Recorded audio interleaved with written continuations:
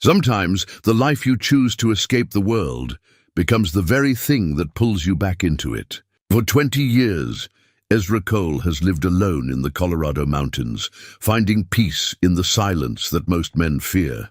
He's a simple mountain man who asks for nothing and expects less. His days are spent hunting, his nights by the fire, and his heart at rest far from the troubles of civilization. But on one cold morning, while walking through the pine forest near his camp, Ezra notices something strange, a gap in the trees where mist hangs thick and unnatural. When he steps closer and peers through, what he sees stops him cold. What has been hiding in these woods all this time? Before we jump back in, tell us where you're tuning in from. And if this story touches you, make sure you're subscribed, because tomorrow I've saved something extra special for you. The morning started like any other morning had started for the past 20 years. Ezra Cole woke before dawn, as he always did, when the first grey light began to seep through the gaps in the log walls of his cabin. He lay still for a moment, listening to the familiar sounds of the wilderness waking around him. A jay called from somewhere in the pines. The wind moved through the branches with a whisper that sounded almost like conversation. In the distance, he heard the faint rush of the creek that ran down from the high country. Swollen now with snowmelt from the peaks above, he rose slowly, feeling the stiffness in his joints that came with age and solitude. 62 years old now, though he had long ago stopped marking the passage of time with any precision. The years blended together out here, measured not by calendars, but by seasons, by the migration of elk, by the first snow and the last frost.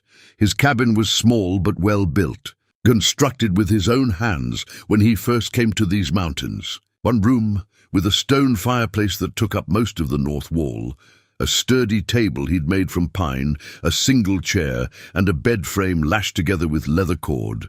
His possessions were few. A battered tin coffee pot, a cast-iron skillet worn smooth with use, a rifle mounted above the door, a hunting knife that had been his father's, and on the small shelf beside his bed, a leather-bound journal, its pages filled with his observations of the natural world, sketches of animal tracks, notes about weather patterns, and beneath all of that, buried in the earlier pages, the remnants of another life. He built up the fire from last night's embers, adding kindling until the flames caught and held. The coffee pot went on to boil. While he waited, he opened the journal to a blank page near the back. The early pages he never looked at anymore. Those pages held memories of Sarah and little Emma, sketches he'd made of their faces so he wouldn't forget. Words written in the raw grief of those first terrible months after they died, 22 years ago now. Scarlet fever had taken them both within a week of each other. He'd been away, working as a scout for the cavalry, tracking Cheyenne raiders up near the Wyoming border. By the time he'd gotten word and ridden home, they were already in the ground. He could still remember standing at those two graves, hat in his hands, unable to form words, unable to think, unable to breathe. He'd sold everything after that. The little house in Denver, the furniture Sarah had chosen so carefully, Emma's toys and clothes. He'd kept only what he could carry on his back and his father's old cavalry revolver, wrapped carefully in oilcloth. Then he'd ridden west and north until he'd found this place, where the mountains rose up like cathedral walls, and a man could live his whole life without seeing another human soul if he chose to, and that's exactly what Ezra Cole had done.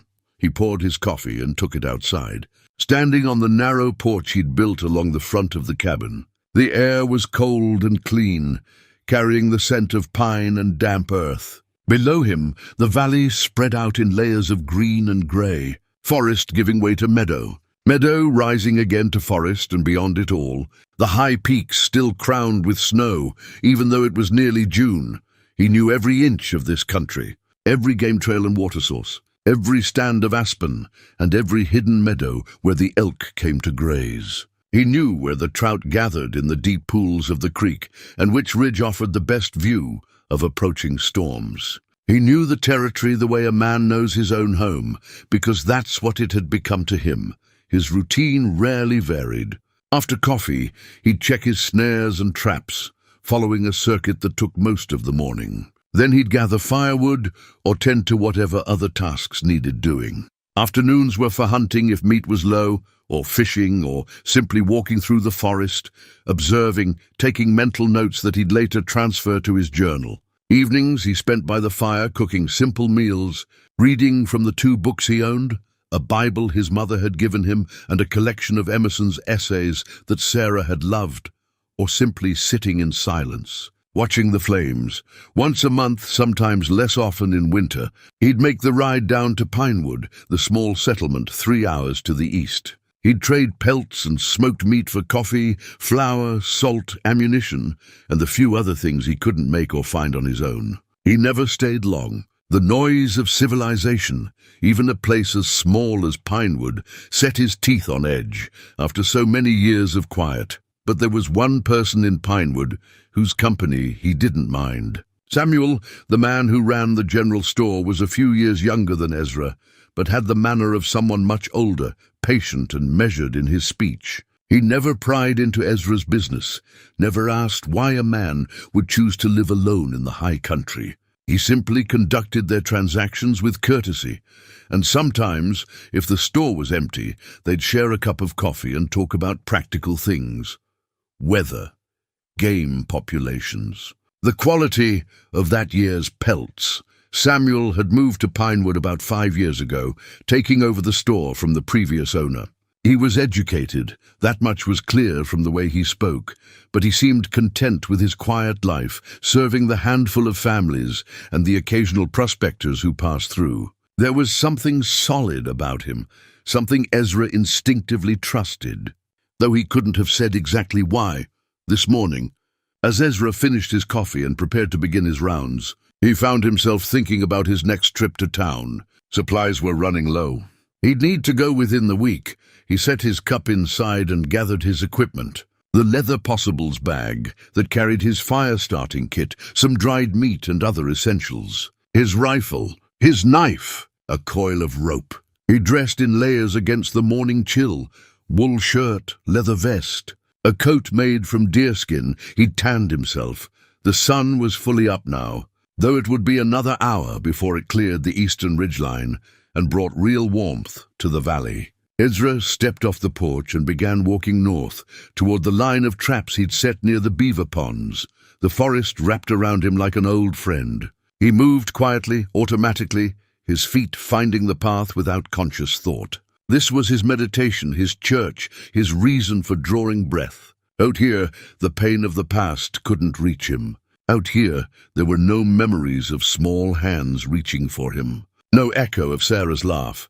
No empty rooms that should have been filled with life. Out here, there was only the present moment, the immediate reality of survival, the honest relationship between a man and the wild. He checked the first 3 traps and found them empty. The 4th held a rabbit, dead and already stiff. He reset the trap and continued on. By mid-morning, he'd collected 2 more rabbits and spotted fresh elk sign near the upper meadow. Good. The herd was moving back to their summer range. It was on his way back, taking a different route than usual, that he noticed something odd. He'd lived in these mountains long enough to develop an instinct for things that didn't belong. A broken branch where no animal would have broken it. Tracks that seemed off somehow. Silence where there should have been birdsong. His senses had kept him alive during his years as a scout, and they hadn't dulled, even after 2 decades of peaceful solitude. What caught his attention now was visual rather than auditory. He was walking through a section of forest he knew well, a dense stand of pine and spruce that covered the northwestern slope of the valley. The trees here grew thick and straight, competing for light, their branches interwoven into a canopy that kept the forest floor in perpetual twilight. But ahead of him, perhaps 100 yards distant, there was a gap. He stopped walking and studied it. At first, it seemed like nothing more than a natural clearing, the kind created when an old tree falls and takes its neighbors down with it. But something about it felt wrong. The gap was too regular, too defined, and there was mist, heavy, thick mist that hung in the air even though the morning sun should have burned off any fog hours ago. Ezra stood still, watching. The mist didn't move the way natural fog moved. It seemed to hover, almost purposefully, obscuring whatever lay beyond. He'd walked past this area before, many times over the years, but he'd never noticed this gap. Had it always been there, hidden by angle and shadow? Or was this something new? His instincts told him to be cautious. After 20 years of solitude, those instincts were sharp. He moved forward slowly, rifle held ready, though he didn't expect danger. More likely, he'd find nothing more interesting than a deadfall, or perhaps a small sinkhole. But as he drew closer, the feeling of wrongness intensified. The mist was definitely unnatural. It clung to the trees at the edges of the gap like something alive, and beyond it he could see only shadows and dim shapes. Ezra reached the edge of the gap and stopped. The ground here showed signs of passage, not animal tracks, but the subtle disturbance that came from human boots. Multiple sets of them, trying to move carefully, but leaving traces nonetheless for someone who knew how to read them. His pulse quickened slightly. People, out here. In country he'd considered his own private domain for 20 years. He peered into the mist, straining to see through it. For a moment he saw nothing. Then the air shifted slightly, and the mist parted just enough for him to catch a glimpse of what lay beyond. What he saw made him freeze in place. His breath caught in his throat. Beyond the gap, hidden in a fold of land he'd never known existed, was an encampment. Not a temporary camp of hunters or prospectors, but something more permanent. He could make out the shapes of tents or structures, the movement of people and something else, machinery of some kind. Strange shapes that didn't belong in this wilderness. Ezra stood perfectly still, his mind racing. He'd been living 3 hours from this place for 20 years and never known it existed. How was that possible? He watched for several more minutes, trying to understand what he was seeing, but the mist closed in again, obscuring his view. He could hear faint sounds now, voices, though too distant to make out words, and a rhythmic mechanical sound, like the working of a pump or engine. Every instinct told him to turn around and walk away. He'd come to these mountains to escape the world of men and their complications. Whatever this was, it wasn't his concern, but even as he thought this, he knew it wasn't true. This was his territory. These were his mountains, and whatever was happening beyond that gap had been happening right under his nose. He needed to know more. But not now, not in daylight when he might be spotted. Ezra backed away carefully, making sure to leave no obvious sign of his presence. When he was far enough from the gap, he turned and made his way back to his cabin, his mind churning with questions. That night, he sat at his table with his journal open in front of him, but for the first time in months, he couldn't find words to write. He stared at the blank page and thought about the gap in the forest, the unnatural mist, and the hidden encampment beyond.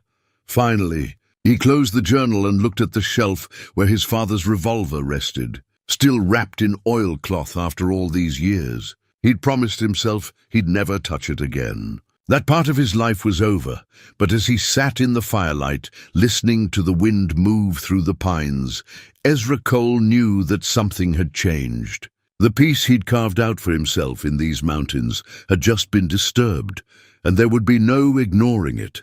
Tomorrow, he would go back. Tomorrow, he would find out what was hiding in his forest, and depending on what he found, his 20 years of solitude might finally be coming to an end. Ezra waited until well after dark before he made his move.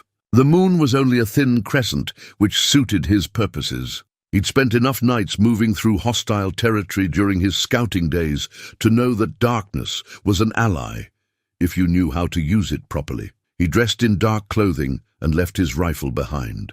It was too cumbersome for what he needed to do tonight, which was observe, not fight. He carried only his knife, some rope, and a small leather pouch containing flint and steel, in case he found himself in trouble and needed to signal or start a fire quickly. The walk to the gap took him 40 minutes in the darkness. He moved slowly, carefully, stopping frequently to listen. The night forest had its own rhythms, its own sounds, and anything out of place would warn him of danger.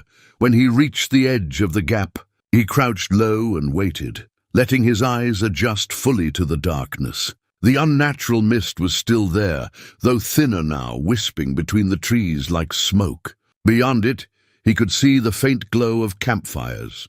Ezra moved forward, staying low, using every scrap of cover. As he penetrated deeper into the gap, the ground began to slope downward, and he realized why he'd never discovered this place before. It was a hidden valley, a geological pocket completely concealed from any normal vantage point. You had to be right on top of it to know it existed.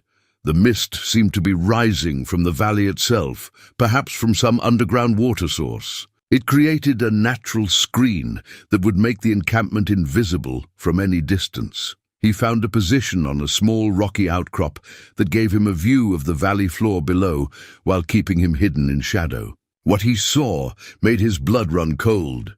The encampment was larger than he'd thought. There were at least a dozen tents arranged in rough rows, and several more permanent structures that looked like they'd been there for months. Lanterns hung from posts, casting pools of yellow light. He counted people moving about, easily 40 or more, but it was the machinery that truly shocked him. Even from this distance, even in the uncertain light, he could see devices that seemed impossibly advanced. There were large pumps connected to long pipes that disappeared into the mountainside. There were generators or engines of some kind, quietly chugging away. There were crates and barrels stacked everywhere, marked with symbols he didn't recognize.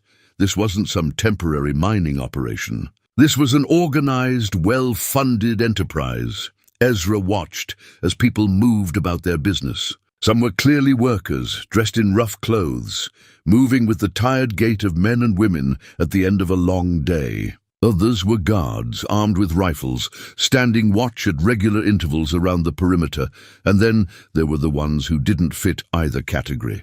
As Ezra watched, a group of rough-looking men emerged from one of the larger tents. Even from a distance, he could tell these were hard cases. The way they carried themselves, the way others moved out of their way, these were men accustomed to violence.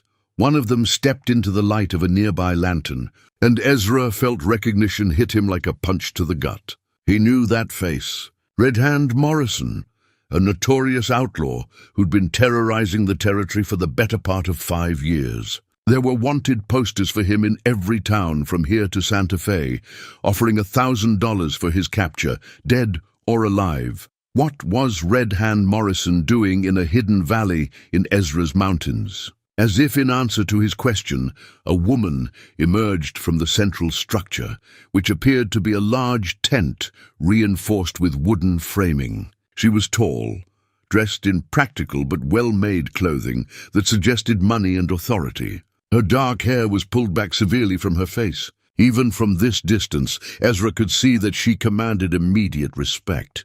The rough men straightened when she appeared. The workers stopped what they were doing and turned to listen. Her voice carried across the valley, clear and educated. "Gentlemen, we're behind schedule. I need the eastern shaft completed by week's end, which means double shifts until it's done. Anyone who has a problem with that can collect their pay and leave." No one moved. No one spoke. "Good," the woman continued. "Mr. Morrison, I need you to take a team to Pinewood tomorrow. We're running low on black powder and timber supports. Be discreet as always." Red Hand nodded. "Yes, ma'am, Miss Blackwood." Blackwood. Ezra filed the name away. The woman, Victoria Blackwood apparently, continued issuing orders with the efficiency of a military commander. She spoke about extraction rates, about refining processes, about shipment schedules. She mentioned buyers back east, powerful men who were waiting for product. As Ezra listened, he began to piece together what was happening here. They were mining something from the mountain, something valuable enough to justify this elaborate operation, something that required secrecy and the protection of known outlaws. He shifted his position slightly to get a better view of the eastern part of the camp, where most of the machinery was concentrated. That's when he saw the families. They were clustered in a separate area, away from the main work zones. He could see women hanging laundry, children playing quietly in the shadows between tents. A man sat on a stump, head in his hands, the picture of exhaustion or despair. These weren't outlaws. These were ordinary people, families. What were they doing here? Ezra watched for another hour, memorizing the layout of the camp, counting guards, noting the routine. He saw Victoria Blackwood make another round, this time stopping to speak with some of the workers. Her tone was different with them, not cruel but firm, almost businesslike. One man tried to speak to her, gesturing toward the area where the families were staying, but she cut him off with a sharp gesture and walked away. Near one of the machinery tents, Ezra spotted something that made him pause. There was a piece of equipment sitting on a workbench, partially disassembled. Even from a distance, he could tell it was unlike anything he'd seen before. It was made of brass and copper, with intricate gears and dials. Some kind of measuring device, perhaps, or a control mechanism for the larger machines. He needed to get closer to understand more about what was being mined and why it required such unusual equipment. But the guards were positioned well, with clear lines of sight across most of the valley floor. Getting down there without being spotted would be nearly impossible. As he considered his options, a young guard made his rounds near Ezra's position. The man was young, maybe 20, and didn't look particularly alert. He stopped to light a cigarette, his rifle slung carelessly over his shoulder. Ezra held perfectly still, barely breathing. The guard stood less than 30 feet away, so close that Ezra could hear him humming quietly to himself. If the young man happened to look up and to his right, if his eyes adjusted to the darkness in just the right way, he might spot Ezra's silhouette against the rocks. After what felt like an eternity, the guard finished his cigarette and moved on. Ezra waited another 15 minutes, then began his careful retreat. He'd seen enough for one night. He had information now, but that information only led to more questions. Who was Victoria Blackwood? What were they mining? Why were their families here, and were they here willingly? How was Red Hand Morrison involved, and were there other wanted men in the camp? And most importantly, what was Ezra Cole going to do about it? The walk back to his cabin gave him plenty of time to think, but no easy answers presented themselves. By the time he reached home, false dawn was beginning to lighten the eastern sky. He didn't sleep. Instead, he sat at his table and forced himself to write everything down in his journal. Every detail he could remember. The layout of the camp, the number of people, the strange machines, Victoria Blackwood's orders, Red Hand Morrison's presence. When he was done writing, he sat back and stared at the words on the page. For 20 years, he'd successfully avoided human complications. For 20 years, he'd lived by a simple code, mind his own business, hurt no one, ask nothing of anyone.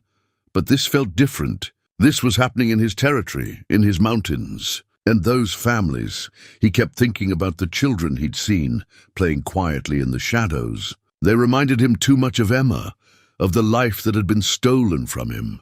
He thought about Red Hand Morrison and the other outlaws. Men like that didn't run legitimate operations. Whatever was happening in that hidden valley, it wasn't legal, and it probably wasn't safe for the ordinary people caught up in it. Ezra stood and walked to the shelf where his father's revolver rested. He picked up the oilcloth bundle and held it in his hands, feeling its familiar weight. He could walk away. He could pack up his few possessions, head deeper into the mountains, find another place to live his solitary life. No one would blame him. No one would even know, but even as he thought it, he knew he wouldn't do it. Couldn't do it. Something had been awakened in him when he'd peered through that gap in the forest. Some old sense of duty or justice that he'd thought was dead. He unwrapped the revolver carefully. It was a Colt Army model, well-maintained despite years of disuse. His father had carried it through the Mexican War and later during his service on the frontier. When the old man had died, he'd left it to Ezra with a simple instruction: use it to protect those who can't protect themselves. Ezra had failed to protect his own family. He'd been off chasing outlaws when Sarah and Emma needed him most. But maybe, just maybe, he could protect someone else's family now. He loaded the revolver with steady hands, then wrapped it back in the oilcloth and returned it to the shelf. Not yet. First, he needed more information. He needed to understand exactly what he was dealing with before he made any moves. Over the next 3 days, Ezra conducted careful reconnaissance of the hidden valley. He mapped every approach, every guard position, every tent and structure. He noted the changing of the guard shifts. He observed who seemed to be in charge of what operations. He watched the families and tried to gauge their situation. What he learned disturbed him deeply. The families weren't there by choice. That much became clear. They were housed separately, guarded more closely than the workers. When they moved around the camp, they did so with obvious reluctance, with the body language of people who'd been threatened or coerced. He also learned more about the mining operation. They were extracting some kind of dark metallic ore from deep in the mountain. He watched as they brought out samples, carefully packed in wooden crates lined with straw. The ore seemed to be exceptionally valuable. Victoria Blackwood handled it personally, never trusting it to the workers. On the fourth day, he decided he needed to make contact with someone in the camp. The question was who and how. That evening, he watched as one of the men from the family area was sent out to gather firewood from the forest edge. The man was older, maybe 50, with the weathered look of a farmer or rancher. He worked slowly, glancing back over his shoulder frequently at the guard who was supposed to be watching him, but had gotten distracted in conversation with another guard. Ezra made his decision. He circled around through the trees, moving silently, and positioned himself where the man would pass on his way back to camp with his load of wood. When the man came close enough, Ezra stepped out from behind a tree, one hand raised in a peaceful gesture. "Easy now," he said quietly. "I'm not here to hurt you." The man nearly dropped his armload of wood. His eyes went wide with fear and something else, hope maybe, or desperation. "Who?" the man started, but Ezra cut him off. "No time for questions. Are you here willingly?" The man shook his head quickly. "No, none of us are. She's keeping us here until the job is done. Says we'll be paid and let go, but..." He glanced back toward the camp. "I don't think any of us believe that anymore." "How many families?" 17 people total. 5 children among them." Ezra felt his jaw tighten. "I'm going to help you, but I need time to figure out how. Can you keep quiet about seeing me?" The man nodded eagerly. Yes, sir, I can. But please, my daughter, she's only 7 years old. If something happens to us, nothing's going to happen," Ezra said, with more confidence than he felt. "What's your name?" Thomas Brennan. I'm a farmer from over near Boulder. We got into debt after a bad season, and Miss Blackwood offered us work. Said it was honest labor, good pay. By the time we got here and realized what kind of operation this really was, he shook his head. They took our horses. Said we'd get them back when the job was done. But like I said, I don't think any of us are walking out of here. You will, Ezra promised. Just stay quiet, keep your head down and wait. I'll figure something out. Thomas Brennan gripped his arm. Bless you, sir. Bless you. What's your name? Ezra Cole. Now get back before they miss you. He watched Thomas return to the camp, then melted back into the forest. His mind was already working through possibilities, strategies, the same kind of tactical thinking he'd employed during his scouting days. The situation was worse than he'd thought. Victoria Blackwood wasn't just running an illegal mining operation. She was holding innocent people hostage. And if Thomas was right about not letting them leave, well, that meant she was planning to eliminate witnesses when the job was done. Ezra made his way back to his cabin in the darkness. He had decisions to make now. Big decisions. He couldn't handle this alone. He needed help, which meant he needed to involve the law. But could he trust the law? Red Hand Morrison was here, operating freely. That suggested someone in authority was being paid to look the other way. He'd have to go to Pinewood, feel out the situation, see if he could find an honest lawman. And if he couldn't find one there, he'd have to ride to the next town, and the next, until he found someone who'd listen. As he lay in his bed that night, staring at the ceiling, Ezra thought about the strange brass and copper device he'd seen on that workbench. Whatever it was, it represented technology beyond anything he understood. This operation had resources, had backing from people with money and influence. He was one old man against what appeared to be a well-funded conspiracy. The odds were poor. The risks were enormous. If he failed, those families would die, and probably him along with them. But he'd made a promise to Thomas Brennan. And more importantly, he'd made a promise to himself when he'd unwrapped his father's revolver. Some things mattered more than survival. Some things mattered more than peace and quiet and the comfort of solitude. His wife Sarah had believed that. His daughter Emma would have believed that too, if she'd lived long enough to understand such things. Tomorrow he'd ride to Pinewood. Tomorrow he'd start down a path that would likely end in violence and blood. But tonight, for the first time in 20 years, Ezra Cole felt something like purpose stirring in his chest. The gap in the forest had revealed more than just a hidden valley. It had revealed a truth he'd been running from for 2 decades. You couldn't hide from the world forever. Sooner or later the world found you, and when it did, you had to decide what kind of man you were going to be. Ezra had made his decision. The ride to Pinewood took longer than usual. Ezra found himself stopping frequently, watching his back trail, making sure he wasn't being followed. His years in the wilderness had made him cautious by nature, but now that caution had transformed into something sharper, more focused. He was entering dangerous territory, not just physically but politically. He'd wrapped his father's revolver in oilcloth and tucked it into his saddlebag. It felt strange to be carrying it again after so many years. The weight of it seemed to carry more than just physical presence. It carried memory, responsibility, the ghost of the man he used to be. Pinewood appeared in the distance around mid-afternoon. It wasn't much of a town, a single main street with perhaps 20 buildings total.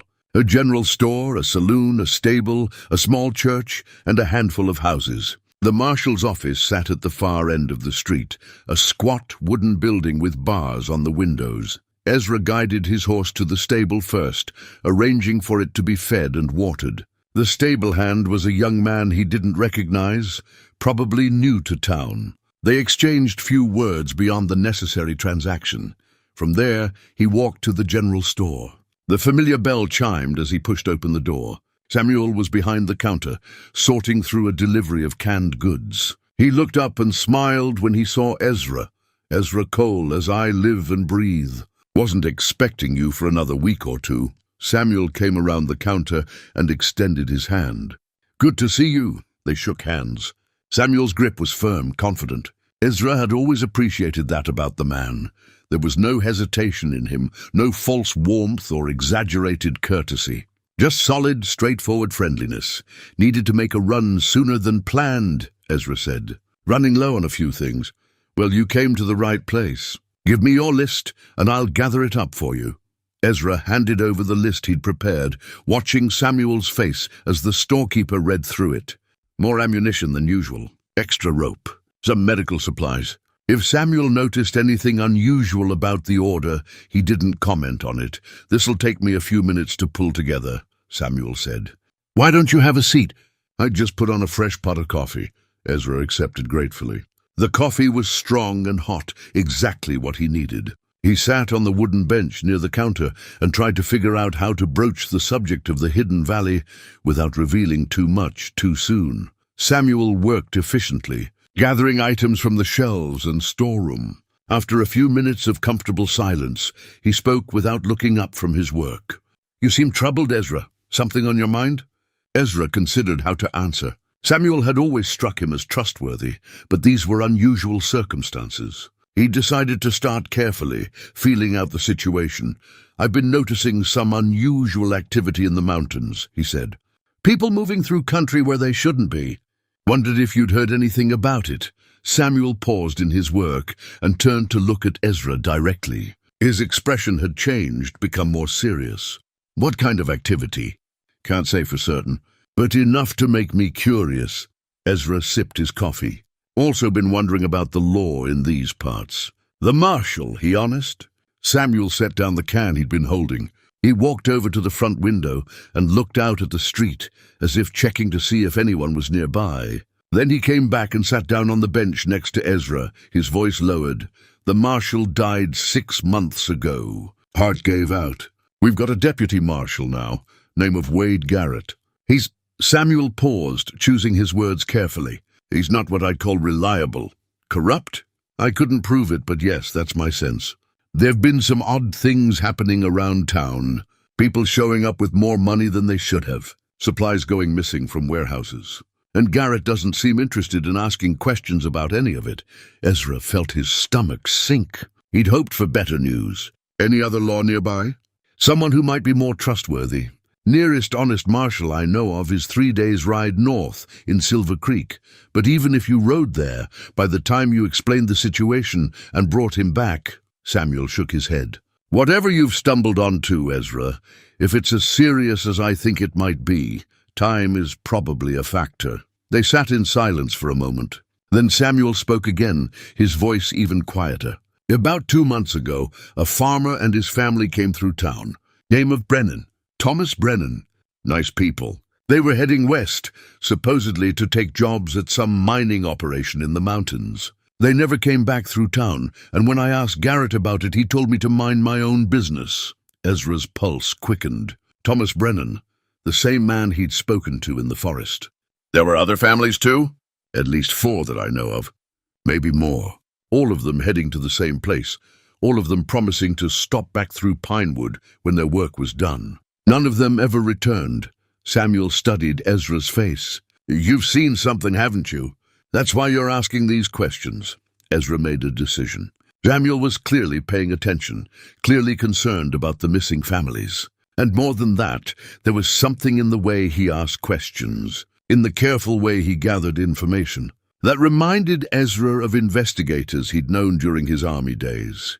There's a hidden valley, about 3 hours northwest of here, Ezra said quietly. Big operation, mining something valuable. There are families there, being held against their will. There are also known outlaws working as guards. The whole thing is being run by a woman named Victoria Blackwood. Samuel's reaction was subtle but telling. His eyes narrowed slightly and he leaned forward. Victoria Blackwood. You're certain of that name? Heard it spoken directly.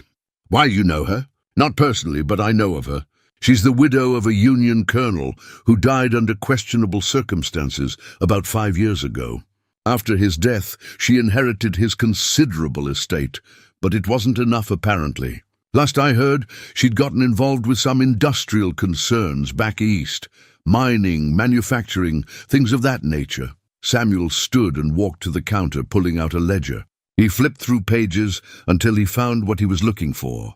She's been buying supplies through this store for the past 6 months. Always pays in cash, always through intermediaries. I never connected it to the missing families until now. Ezra joined him at the counter and looked at the ledger entries. They showed regular purchases of black powder, timber supports, machine parts, lamp oil, and large quantities of food. The kind of supplies needed for a major operation.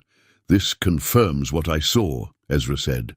The operation is big, well-funded, and it's been going on for months right under everyone's noses. Samuel closed the ledger. The families, are they safe? For now. But I don't think they will be once the mining operation is finished. They've seen too much, know too much. Then we need to get them out. Ezra was about to respond when the bell over the door chimed. Both men turned to see Deputy Marshal Wade Garrett step into the store. Garrett was a big man, running to fat around the middle with a florid face and small, calculating eyes. He wore his badge prominently on his vest and carried himself with the swagger of someone who'd never been seriously challenged. Samuel, he said, nodding to the storekeeper. Then his eyes fell on Ezra. Don't think I know you. Just passing through, Ezra said evenly. Picking up some supplies. Garrett looked him over slowly, taking in the worn clothing, the weathered face, the careful way Ezra held himself. Mountain man, are you? Something like that? We don't get many of your kind in town anymore. Most of the old-timers have died off or moved on. Garrett walked to the counter and leaned against it. His posture deliberately casual, but his attention fixed on Ezra. You wouldn't happen to have been up in the high country northwest of here, would you? Near the old pine stands? Ezra felt the danger in the question, but kept his expression neutral. I range pretty wide. Hard to say exactly where I've been and where I haven't. Huh. Garrett's eyes narrowed. Reason I ask is, we've had reports of someone prowling around up there. Trespassing on private claims. The owners of those claims are concerned about their property rights being respected. Private claims? Ezra asked. I wasn't aware anyone had filed claims in that area. Well, they have, and they're well within their rights to protect their investment. Garrett straightened up, his hand resting casually on his gun belt. So if you happen to be ranging up that way, I'd advise you to range somewhere else. For your own safety, of course. The threat was clear. Ezra met the deputy marshal's eyes and saw everything he needed to see there. Garrett was on Victoria Blackwood's payroll, no question about it. I appreciate the advice, Ezra said. Garrett held his gaze for another moment, then turned to Samuel. I'll be back tomorrow to pick up that special order we discussed. Make sure it's ready. It'll be ready, Samuel said. After Garrett left, the two men stood in silence for a long moment. Finally, Samuel spoke, his voice tight with anger. That confirms it. He's warning you off, which means they know someone's been watching the camp. Probably spotted my tracks, Ezra admitted. I was careful but not careful enough, apparently. This is worse than I thought. Samuel paced behind the counter. If Garrett is involved, we can't trust local law at all. And if we ride for help from Silver Creek, those families might not have that much time. Ezra watched the storekeeper pace, struck by how personally Samuel seemed to be taking this. Most men would have advised caution, would have suggested waiting for proper authorities. But Samuel was already talking about we and planning action. Why are you so interested in helping? Ezra asked. Most men would say this isn't their fight. Samuel stopped pacing and looked at Ezra for a long moment, as if weighing something in his mind. Then he walked to the front door, locked it, and flipped the sign to closed. He returned to where Ezra stood and spoke in a low voice. My name isn't Samuel Foster, or at least that's not my only name. I'm Samuel Frost, Texas Ranger, currently working undercover. Ezra felt as if he'd been punched in the stomach. A Texas Ranger, here in Pinewood running a general store. Samuel continued, speaking quickly now. I've been here for 6 months, investigating reports of corruption in the Territorial Marshal Service. We knew something was wrong. Money moving in strange ways, criminals operating too freely in this region. But we didn't know what we were looking for exactly. Now I think we found it. He pulled out a key and unlocked a drawer under the counter. From it, he removed a silver badge and a letter with an official seal. This is my commission, and this letter is from the captain of my ranger company, giving me authority to operate in this territory. Ezra examined both documents. They were legitimate, no question about it. He looked up at Samuel, Ranger Frost, with new eyes. Why didn't you tell me before? Because I couldn't be sure who to trust. Even now, I'm taking a risk telling you. But given what you've discovered and given what's at stake, he shook his head. I need your help, Ezra. Those families need both of us. Ezra sat down heavily on the bench. This changed everything. He wasn't just one old man trying to figure out how to help some trapped families. He had an ally now, and not just any ally, but a Texas Ranger. What's the full scope of your investigation? He asked. Samuel laid it out methodically. For the past 6 months, he'd been tracking money flows and criminal activity. He'd identified Deputy Marshal Garrett as corrupt almost immediately.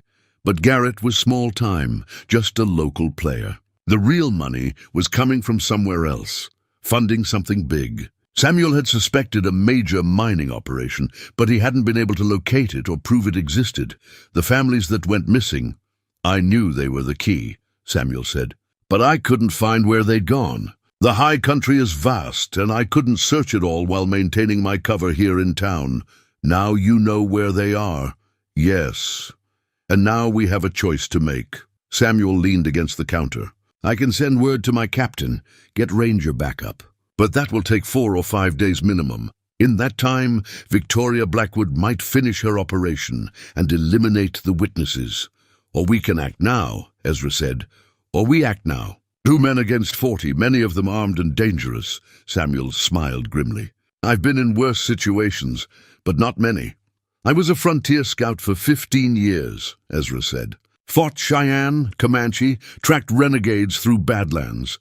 I know how to handle long odds. I believe you do. But this isn't a decision to make lightly. If we go in there and fail, those families die, and probably us with them. Ezra thought about Thomas Brennan, about the man's desperate hope when they'd spoken in the forest. He thought about the children he'd seen playing in the shadows between the tents. He thought about his own daughter, Emma, who would have been about that age if she'd lived. "I'm going after them," he said quietly. "With your help or without it." "But I'd rather have your help," Samuel nodded slowly. "Then we do this together, but we do it smart. We plan carefully, we use every advantage we have, and we don't take unnecessary risks." Agreed. They spent the next hour making preliminary plans. Samuel pulled out a map and Ezra marked the location of the hidden valley, drawing in details about the camp layout, guard positions, and the location where the families were being held. They discussed timing, weapons, possible approaches. As they worked, Ezra felt something he hadn't felt in 20 years, the sense of being part of something larger than himself, of working toward a purpose that mattered. It was frightening and exhilarating at the same time. Finally, Samuel rolled up the map. "I need to maintain my cover here for now. If Garrett gets suspicious, we lose our element of surprise. But I can prepare supplies, weapons, anything you need. You go back to your cabin and continue your surveillance. Learn everything you can about their routine, their weaknesses. We'll meet again in 2 days and finalize our plan," Ezra agreed. Samuel helped him load his supplies onto his horse, adding some extra items he thought might be useful. A good length of strong rope, some lamp oil, extra matches, and a box of ammunition that hadn't been on Ezra's original list. As Ezra prepared to leave, Samuel gripped his arm.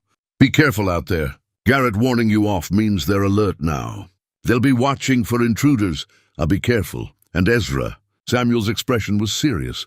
"Thank you for caring about those families when you could have just walked away." Ezra didn't know how to respond to that, so he just nodded. He mounted his horse and rode out of town, taking a different route than he'd used coming in, just in case Garrett was having him followed. The ride back gave him time to process everything. He had an ally now, a trained lawman with resources and authority. But he also had a target on his back. Garrett's warning had been clear. They knew someone was snooping around, and they'd be taking measures to protect their operation. That night, back in his cabin, Ezra took out his father's revolver and cleaned it thoroughly. He loaded it carefully, checking each cartridge. Then he took down his rifle and cleaned it too, making sure both weapons were in perfect working order. On the table in front of him sat the torn half of a wanted poster he'd picked up in Pinewood, one of several that had been posted outside the marshal's office. It showed the face of Red Hand Morrison, offering a $1,000 reward for information leading to his capture. The poster was old, faded, but Morrison's face was clear enough. Ezra studied it, committing every detail to memory. Red Hand Morrison was the kind of man who'd killed before and would kill again without hesitation. If it came to a confrontation, Ezra would need to be ready.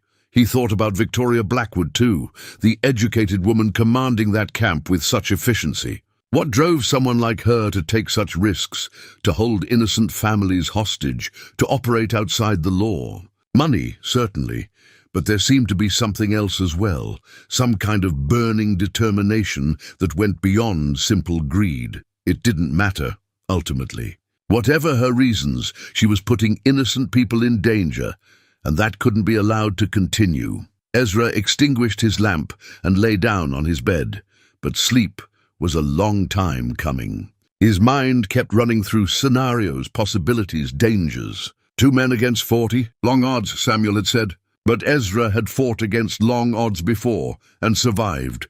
The question was whether he still had it in him. He was 62 years old, 20 years removed from his life as a scout and fighter. His reflexes weren't what they used to be. His stamina wasn't what it used to be. He couldn't move as quickly or as quietly as he once could, but he still had his mind and his experience and his knowledge of the mountains. And now he had Samuel Frost, a Texas Ranger who knew his business. Together they might just have a chance. As he finally drifted off to sleep, Ezra's last thought was of the wooden toy horse he'd found near the camp, a child's toy, dropped and left behind. Tomorrow he'd begin the work of making sure that Child and all the others made it home safely. Whatever it took, the next morning dawned grey and cold, with low clouds threatening rain. Ezra rose early and made his way back to the hidden valley. approaching from a different angle than before, careful to leave minimal traces of his passage. He'd been watching the camp for perhaps an hour when something caught his eye near the eastern perimeter. A small object lying in the grass, half hidden by morning dew. He waited until the nearby guard had moved on his rounds, then crept forward to investigate. It was a wooden toy horse, small enough to fit in a child's hand. The craftsmanship was simple but careful. Someone had spent time carving it, smoothing the edges, making sure there were no splinters. One of the legs was slightly shorter than the others, giving it a distinctive lean. Ezra picked it up and turned it over in his hands. The wood was still relatively fresh, not weathered by long exposure to the elements. It had been dropped recently within the past day or two. He thought of Emma, his daughter. She'd had a toy horse like this, carved by his own hands during a long winter when she was 4 years old. She'd carried it everywhere, even slept with it clutched in her small fist. After she died, he'd buried it with her, unable to bear keeping it. The memory hit him with unexpected force, a wave of grief that he'd thought he'd learned to control. He stood there in the morning mist, holding a stranger's toy, and felt 20 years of carefully constructed walls threatening to crumble. He forced himself to breathe, to focus, to push the grief back down where it belonged. This wasn't about his daughter. This was about someone else's daughter, someone else's chance to grow up, to live, to have a future. He pocketed the toy horse and continued his observation. From his vantage point, he could see more of the camp's daily routine. The families emerged from their tents around sunrise, herded by guards to a communal area where they were fed a simple breakfast. The children stayed close to their parents, quiet and subdued. That's wrong. Children should have been running, playing, making noise. These kids moved like small ghosts, trying not to be noticed. One little girl in particular caught his attention. She was perhaps 6 or 7 years old, with dark hair pulled back in braids. She kept looking around as if searching for something, and after a few minutes, Ezra realized she was looking for her toy horse. She tugged at her mother's sleeve and whispered something. Her mother shook her head and pulled the girl close, and Ezra saw the woman's shoulders shake with what might have been silent crying. He looked down at the toy in his pocket. This was that girl's horse. She dropped it somehow, maybe while being moved from one area to another, and now she was grieving its loss. Ezra made a decision. He couldn't give it back to her yet, not without risking exposure. But he could keep it safe, and when the time came to rescue these families, he'd make sure she got her horse back. He settled in to continue watching. Around mid-morning, Victoria Blackwood emerged from her command tent. She was followed by Red Hand Morrison and another man Ezra didn't recognize, a thin fellow with a scar running down his left cheek. They walked to the mining area and spent time examining equipment. Checking progress, Ezra could hear some of what they said, their voices carrying on the morning air. "We're behind schedule," Victoria said, her tone sharp. "The eastern shaft should have been completed by now. The men are working as fast as they can, ma'am," Red Hand replied. "The rock is harder than expected at this depth, then work them in longer shifts. Double shifts if necessary. We need to extract everything we can in the next 2 weeks, and then we're done here." "What about the families?" the scarred man asked. "What do we do with them when we're finished?" Victoria's response was too quiet for Ezra to hear, but the way both men reacted told him everything he needed to know. Red Hand nodded grimly, and the scarred man actually smiled, a cold, cruel expression that made Ezra's blood run cold. They were planning to kill the families. No question about it. Thomas Brennan had been right to be afraid. Ezra watched as the 3 of them continued their inspection, then returned to the command tent. He noted which tent it was, its position relative to everything else, the fact that it had guards posted at all times. Over the next several hours, he observed the work routine more carefully. The able-bodied men from the families were forced to work in the mines, digging and hauling ore. The women did cooking and laundry for the entire camp. The children were kept in the family area, watched by 1 or 2 guards who seemed bored with the duty. He also noticed something else. Not all the workers were from the families. There were about a dozen other men, rough types, who seemed to be there voluntarily, probably for pay. They worked alongside the coerced laborers, but stayed separate, eating at different times, sleeping in different tents. The distinction might be useful. If it came to a fight, some of those hired workers might run rather than risk their lives defending Victoria Blackwood's operation. Around noon, one of the families tried something desperate. A man, not Thomas Brennan, but another father Ezra had been watching, suddenly broke away from his work detail and ran toward the tree line. He was making a break for it, trying to escape. He didn't make it 50 yards before shots rang out. The man went down hard, clutching his leg. Guards converged on him immediately, hauling him to his feet and dragging him back to camp as he screamed in pain. Victoria Blackwood appeared within minutes. She stood over the wounded man, who was now lying in the dirt, his family clustered around him, crying and begging. "Bring everyone," Victoria ordered. "I want everyone to see this." The guards herded all the families together. The workers, too, and even some of the outlaws came to watch. Victoria waited until she had everyone's attention. "You all signed contracts," she said, her voice carrying across the assembled crowd. "You agreed to work for a specified period of time. Some of you may feel that agreement was made under false pretenses, but that doesn't change the fact that you are legally bound to fulfill your obligations." She gestured to the wounded man. "This man attempted to break his contract. That cannot be tolerated. However, because I am not unreasonable, I'm going to allow him to recover from his wound and return to work." She paused, letting that sink in. "But if anyone else tries to leave before their contract is fulfilled, the consequences will be more severe. Do I make myself clear?" There was a murmur of assent from the crowd. The wounded man was carried away to receive medical attention. The families returned to their quarters, and the workers went back to their tasks. Ezra felt rage burning in his chest. The casual brutality of it, the way Victoria Blackwood spoke of contracts and legal obligations while holding people hostage at gunpoint, it was monstrous. He watched until evening, memorizing more details, counting guard changes, noting which of the outlaws seemed more alert and which seemed lazy or drunk. All of this information would be crucial when the time came to act. As darkness fell, he carefully withdrew and made his way back toward his cabin. He was about halfway there when he heard horses coming up the trail behind him. He quickly moved off the path and hid in a thick stand of pine, watching as 3 riders passed by. He recognized one of them, Deputy Marshal Wade Garrett. The other 2 were strangers, hard-looking men wearing trail dust and carrying weapons like they knew how to use them. They were heading in the direction of the hidden valley. Reinforcements, Ezra realized. Victoria Blackwood was bringing in more guns, probably in response to the knowledge that someone had been snooping around. That made the situation even more dangerous, and the timeline even tighter. He waited until the riders were well past, then continued to his cabin. Once there, he lit a lamp and sat down at his table with his journal. He needed to document everything he'd seen today, but first, he pulled out the wooden toy horse and set it on the table in front of him.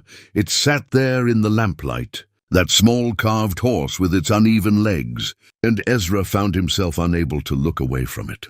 It represented everything at stake here: innocence, childhood, the future. A little girl had loved this toy enough to carry it with her even in captivity. Someone, probably her father, had carved it with love and care. Ezra picked up his pen and began to write. But the words came slowly. His mind kept drifting to Emma, to Sarah, to the life he'd lost. He'd spent 20 years trying to escape that pain, trying to bury it under solitude and silence. But this toy horse, this simple wooden object, had cracked something open inside him. He'd failed to protect his own family. He'd been away when they needed him most, chasing outlaws through hostile territory, while fever burned through his home. He'd lived with that guilt every day since, wearing it like a stone around his neck. But maybe he could protect someone else's family. Maybe he could prevent another father from standing at a grave, hat in his hands, wondering why he hadn't been there. Ezra set down his pen and walked to the shelf where his father's revolver rested. He unwrapped it and held it in his hands, feeling the weight of it, remembering the last time he'd used it in anger. That had been more than 20 years ago, during his final mission as a scout, tracking a band of raiders who'd attacked a settlement and taken hostages. He'd killed 3 men that day, shot them without hesitation, without remorse, because they'd been threatening innocent lives. He'd thought he was done with that kind of violence. He'd thought he could leave it behind, along with everything else from his old life, but violence had a way of finding you, whether you wanted it or not. He loaded the revolver carefully, checking each chamber, making sure the mechanism was smooth. Then he did the same with his rifle. He checked his ammunition supply, enough for what needed to be done, but not much margin for error. Tomorrow he would meet with Samuel again. They would finalize their plan, and then they would act. Ezra returned to the table and picked up the toy horse again. He examined it more closely and noticed something he'd missed before. On the underside of the horse's belly, barely visible, someone had carved a name, Sarah. His breath caught. His wife's name. This child was named Sarah, just like his wife had been. The coincidence felt like a message, like some kind of sign from whatever powers governed the universe. He set the toy carefully on his shelf, next to his journal and his father's revolver. 3 objects now, 3 touchstones connecting him to past, present, and future. The journal represented his solitary years, his attempt to find peace in nature. The revolver represented his duty, the warrior he used to be. And the toy horse represented hope, the possibility of redemption, the chance to save something precious before it was destroyed. Ezra lay down on his bed, but knew sleep would be elusive. His mind was already moving ahead, planning, strategizing, preparing for what was to come. 2 days, Samuel had said. 2 days to gather information, to prepare, to make ready. 2 days before he stepped back into the world of violence he'd tried so hard to leave behind. But this time, it would be different. This time, he wasn't fighting for glory or duty or country. He was fighting for something simpler and more profound.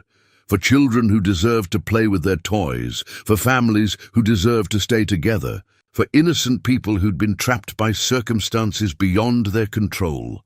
He was fighting for the chance to do what he'd failed to do 20 years ago, protect the people who couldn't protect themselves. Outside, the wind picked up, rattling the shutters. In the distance, thunder rumbled, the promised storm finally arriving. Ezra listened to the rain begin, a soft patter that gradually increased to a steady drumming on the roof. The rain would make surveillance more difficult tomorrow, but it might also provide cover. Everything was a trade-off now. Every decision weighted with consequence. He couldn't afford mistakes. Those families, Thomas Brennan and his daughter, the little girl named Sarah who'd lost her horse, all of them, they were counting on him whether they knew it or not. Ezra closed his eyes and tried to rest, knowing that the days ahead would test him in ways he hadn't been tested in 20 years. He was an old man now, rusty and slow. But he still had his mind, his experience, and most importantly, his determination. He would not fail these families the way he'd failed his own. Whatever it took, whatever the cost, he would see them safely away from that hidden valley. The toy horse sat on his shelf, a small wooden reminder of everything at stake. Tomorrow, the real work would begin. The rain continued through the night and into the next morning, turning the forest trails into muddy streams. Ezra used the weather as cover, approaching the hidden valley from yet another angle. This time from the south, where the terrain was steeper and less likely to be patrolled. The rain made observation difficult, but it also made the guards less vigilant. They huddled under overhangs and in tents, venturing out only when necessary. Ezra was able to get closer than he dared before, close enough to overhear conversations, close enough to see details he'd missed on previous visits. He spent most of the morning watching the mining operation itself. The workers hauled ore from deep inside the mountain, emerging from dark tunnel mouths with carts full of the dark metallic material Victoria Blackwood seemed so interested in. The ore was taken to a processing area where it was sorted, crushed, and packed into wooden crates lined with straw. During a brief lull in the rain, Ezra managed to work his way around to the western side of the camp, to an area he hadn't been able to observe closely before. What he found there made his stomach turn. There was a section of forest where the earth had been recently disturbed. Several mounds of fresh dirt arranged in rows. They were the wrong size to be refuse pits. They were graves. Ezra counted 7 of them. 7 people who died in this camp or been killed here, and been buried in unmarked graves far from anyone who might ask questions. He thought about Thomas Brennan's words. People who cause trouble disappear, rumored to be buried in the old mine shafts. Maybe some were in the mine shafts. But some were here, in this hidden cemetery. The rage he'd been feeling crystallized into something colder, harder. This wasn't just about illegal mining or corporate greed. This was murder. Victoria Blackwood and her people had killed at least 7 times that he could prove, and probably more. He was memorizing the exact location of the graves, evidence that would be crucial later when he heard someone approaching. He melted back into the trees just as 2 men emerged from the camp. One was the scarred man he'd seen with Victoria and Red Hand. The other was a younger fellow, maybe 30, with the nervous energy of someone who talked too much. They were carrying shovels. "I don't like this part of the job," the younger man was saying. "Makes me nervous." "Just shut up and dig where you're told," the scarred man replied. "Miss Blackwood pays good money. You want to keep getting paid, you do what's asked." "Yeah, but when the law finally comes asking questions, the law ain't coming. Garrett's in our pocket, and by the time anyone else notices something wrong, we'll be long gone with enough money to disappear proper-like." They stopped near the graves, and the scarred man paced out a measurement from the last mound. "Here, dig it about 6 feet long, 4 feet deep. We'll need it ready by tomorrow." The younger man started digging, and the scarred man stood watching him, smoking a cigarette. After a few minutes, the younger man paused. "Who's this one for?" "That fellow who tried to run yesterday. Miss Blackwood says he won't make it through the night. Lost too much blood. We'll bury him tomorrow afternoon." Ezra's hands clenched into fists. The wounded man was dying, and they were already preparing his grave. These people had no conscience, no mercy. The 2 men continued their grim work, and Ezra stayed hidden, watching, listening, learning. After about an hour, they finished digging and returned to camp, leaving behind the fresh hole, waiting for its occupant. Ezra remained in position for another hour, making sure no one else was coming, then worked his way back around to the family area. He needed to see if the wounded man was really dying, or if that was just the scarred man's assumption. From a concealed position, he could see the family tents. There was activity around one of them, people going in and out carrying water and bandages. A woman stood outside the tent, her face in her hands, her shoulders shaking with sobs. Children huddled nearby, frightened and quiet. The wounded man's family, Ezra realized, they were watching him die. He wanted desperately to do something, to help somehow, but he couldn't risk exposing himself. Not yet. If he revealed his presence now, Victoria Blackwood might accelerate her timeline, might decide to eliminate all the witnesses immediately. He had to trust that Samuel was preparing for their meeting tomorrow, had to trust that they could act soon enough to save the rest of the families, even if they couldn't save this one man. The thought sat bitter in his throat. As afternoon wore into evening, Ezra made a careful circuit of the entire valley, noting everything he could. He found something interesting near the northern edge of the camp, a cache hidden under a tarp. It tucked back in the trees where casual observers wouldn't notice it.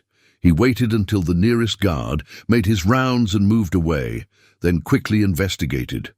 Under the tarp were wooden crates, and when he carefully pried one open, he found documents inside, maps, survey reports, letters, legal documents.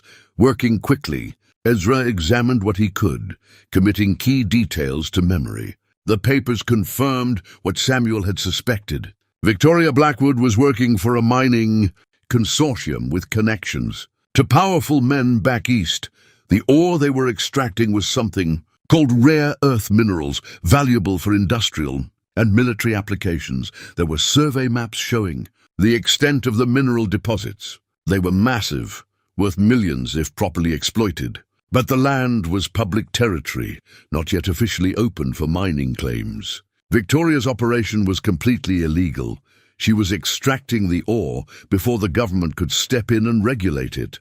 One letter, dated just 2 weeks ago, was particularly damning. It was from someone named Harrison Blackwell, apparently a financier in Chicago. The letter discussed profit, projections, and reminded Victoria that all evidence of the operation must be eliminated before the spring thaw, when government surveyors are scheduled to arrive.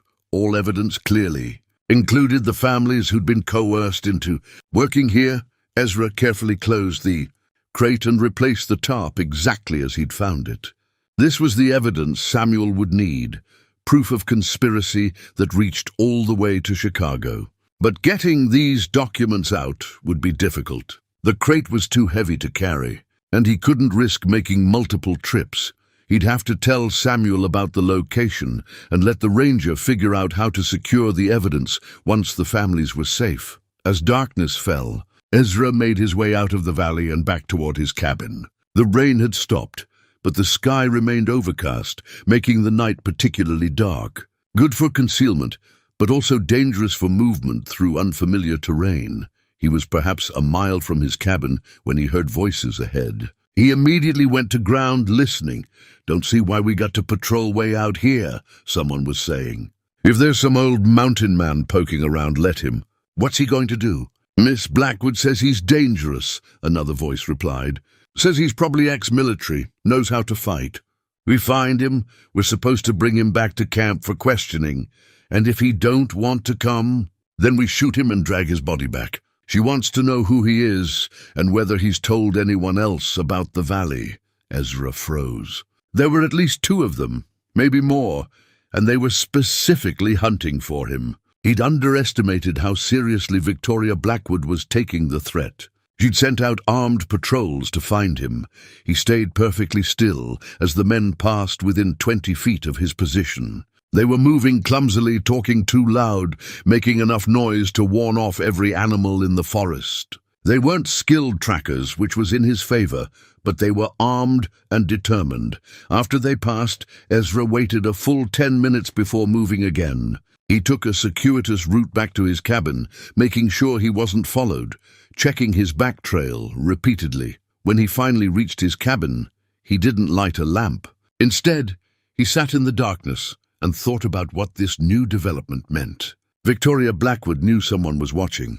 She'd sent out patrols to find that someone. The element of surprise was evaporating. He and Samuel would need to act soon, very soon.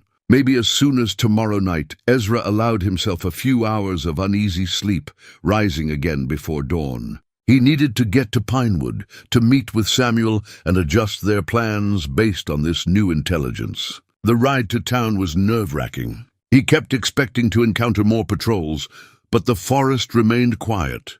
Either he'd gotten lucky, or the patrols were concentrating their search in a different area. He reached Pinewood just after sunrise. Samuel's store didn't open for another hour, so Ezra waited in the stable, making sure his horse was comfortable and watching the street for any sign of trouble. When Samuel finally arrived and unlocked the store, Ezra slipped in behind him. Samuel took one look at his face and immediately locked the door again and pulled the shades. "What happened?" he asked. Ezra told him everything. The graves, the dying man, the hidden cache of documents, the armed patrols, Victoria Blackwood's order to find and capture him. Samuel listened without interrupting, his expression growing grimmer with each detail. When Ezra finished, the ranger paced behind his counter, thinking hard. "This changes things," he said finally.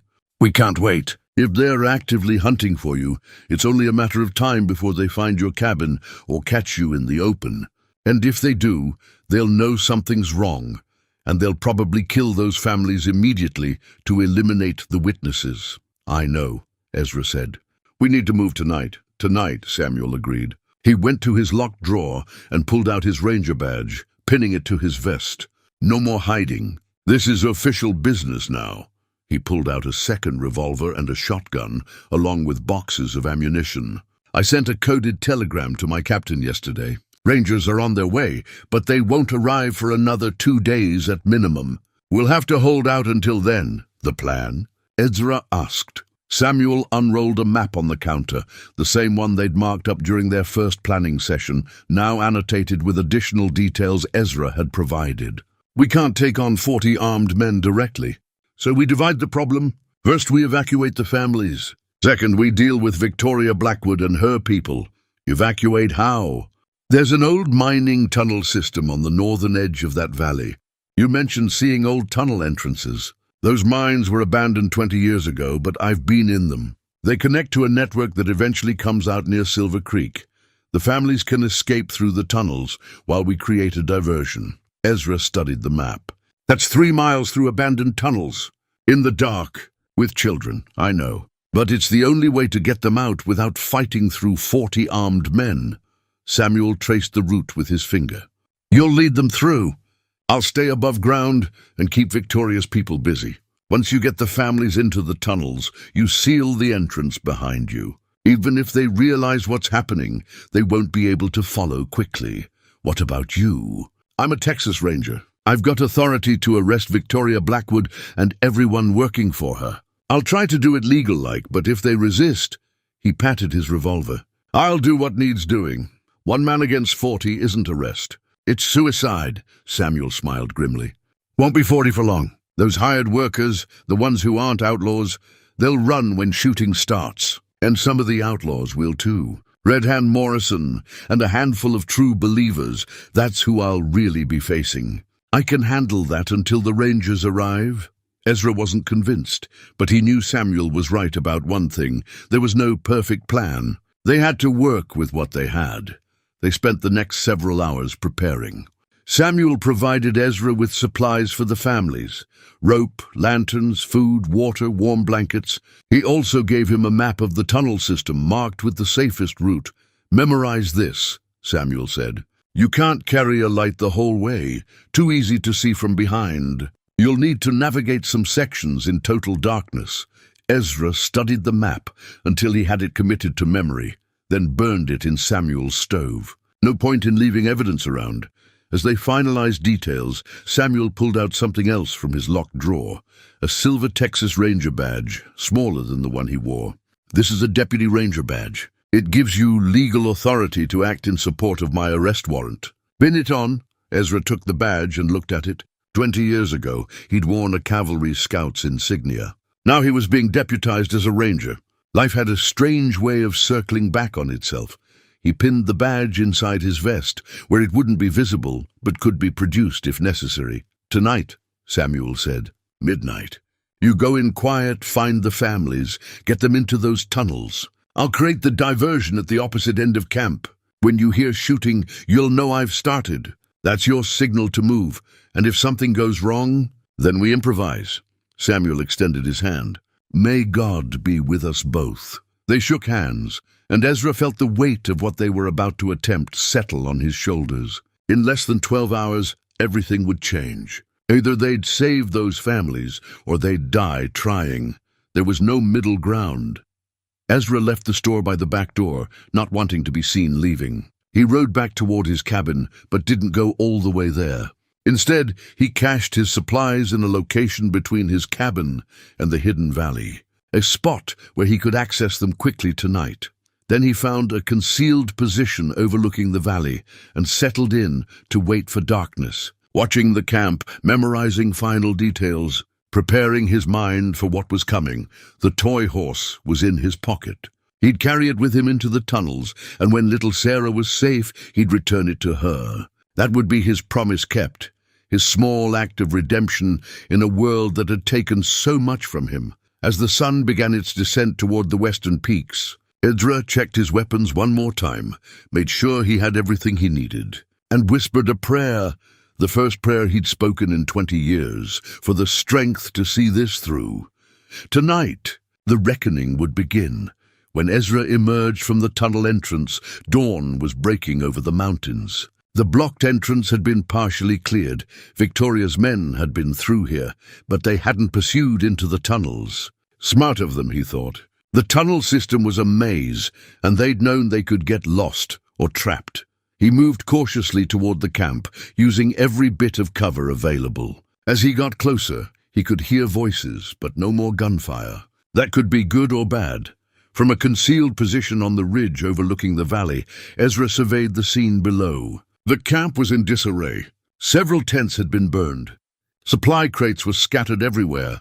But the thing that caught his attention most was the group of men standing in the center of camp, hands raised in surrender and facing them. Looking remarkably calm despite being outnumbered was Samuel, except Samuel wasn't alone. There were 5 other men with him, all wearing ranger badges, all armed. The cavalry, or in this case, the Texas Rangers, had arrived early. Ezra felt relief wash over him like a wave. Samuel had held out long enough. The reinforcements had come. He made his way down into the valley, emerging from the tree line with his hands visible, not wanting to be mistaken for a threat. One of the rangers spotted him and raised his rifle, but Samuel called out, "Hold fire! He's with me!" Ezra walked into the camp, taking in the scene. Victoria Blackwood stood among the prisoners, her face pale but composed. Red Hand Morrison was there too, looking murderous. The scarred man and about a dozen others, all disarmed and under guard. Samuel came over to meet him, and Ezra saw that the ranger was wounded. His left arm was bandaged and hung in a makeshift sling, and there was dried blood on his vest. "You're hurt," Ezra said, "just a graze." "I've had worse," Samuel grinned. "The families?" "Safe, on their way to Silver Creek, all 17 of them." Samuel's expression showed profound relief. "Thank God. I wasn't sure. When the shooting started, everything went to chaos. I thought I might have gotten you all killed. Your diversion worked perfectly. Gave us the time we needed." Ezra looked around at the Rangers. "How did they get here so fast?" "You said 2 days minimum." "That's what I need to explain," Samuel said. He gestured toward the Rangers' captain, a tall man with grey hair and a weathered face. "Captain, this is Ezra Cole, the man I told you about." The captain extended his hand. "James Mitchell. Sam sent word 3 days ago, not 2. He was worried about the timeline and wanted us in position early. We were camped about 5 miles from here when the shooting started." Ezra looked at Samuel with new understanding. "You planned this. You knew we couldn't wait for official backup, but you made sure they'd be close enough to help anyway." "I'm a ranger," Samuel said simply. "Planning for contingencies is what we do." One of the other rangers approached. "Captain, we've secured all the prisoners. What about the mine itself? Should we—" He was interrupted by a shout from across the camp. "Captain! You need to see this." Everyone turned. A ranger was standing near the entrance to Victoria's command tent, holding up something that gleamed in the morning light. A silver Texas Ranger badge. But not just any badge. This one looked older, tarnished, with a specific number etched into it. Captain Mitchell's face went white when he saw it. "Where did you find that?" he demanded. "In her tent, sir, hidden in a locked box." The captain turned to Victoria Blackwood, and Ezra saw something he hadn't expected to see: recognition. "These two knew each other. Badge number 47, the captain said quietly. "That belonged to Ranger William Blackwood, my friend. Your husband." Victoria's composed expression finally cracked. "You have no right to speak his name. Your husband died 5 years ago," the captain continued, his voice hard. "Shot in the back during a raid on an outlaw camp. We never found out who killed him, but we always suspected it was an inside job. Someone who knew the raid was coming." Samuel stepped forward. "Captain, what are you saying?" "I'm saying that William Blackwood was investigating a corruption ring 5 years ago. Mining interests paying off law enforcement, criminal syndicates moving in on public land. He was getting close to exposing it when he died." Captain Mitchell looked at Victoria, and his widow inherited his estate, suddenly had access to information she shouldn't have had, and shortly after started working for the very mining consortium her husband was investigating. Victoria remained silent, but her eyes burned with something dark and defiant. The captain turned to his rangers. "Search everything. I want every document, every piece of correspondence, everything she's been hiding." This goes deeper than illegal mining. As the Rangers began their search, Samuel pulled Ezra aside. I didn't know about her husband being a ranger. I knew he was military, but it explains a lot, Ezra said. She's not just a criminal. She's someone with a personal grudge against the law, against the system that got her husband killed. Over the next hour, the Rangers methodically searched the camp. They found the cache of documents Ezra had discovered, confirming the connection to the Chicago Consortium.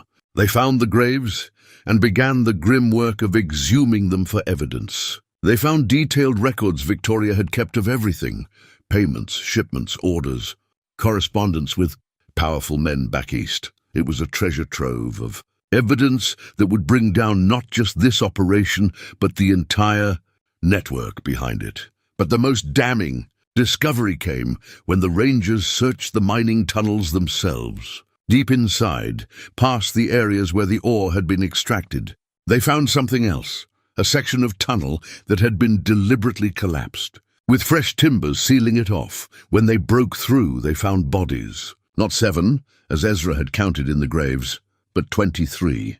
Men, women, even a few children.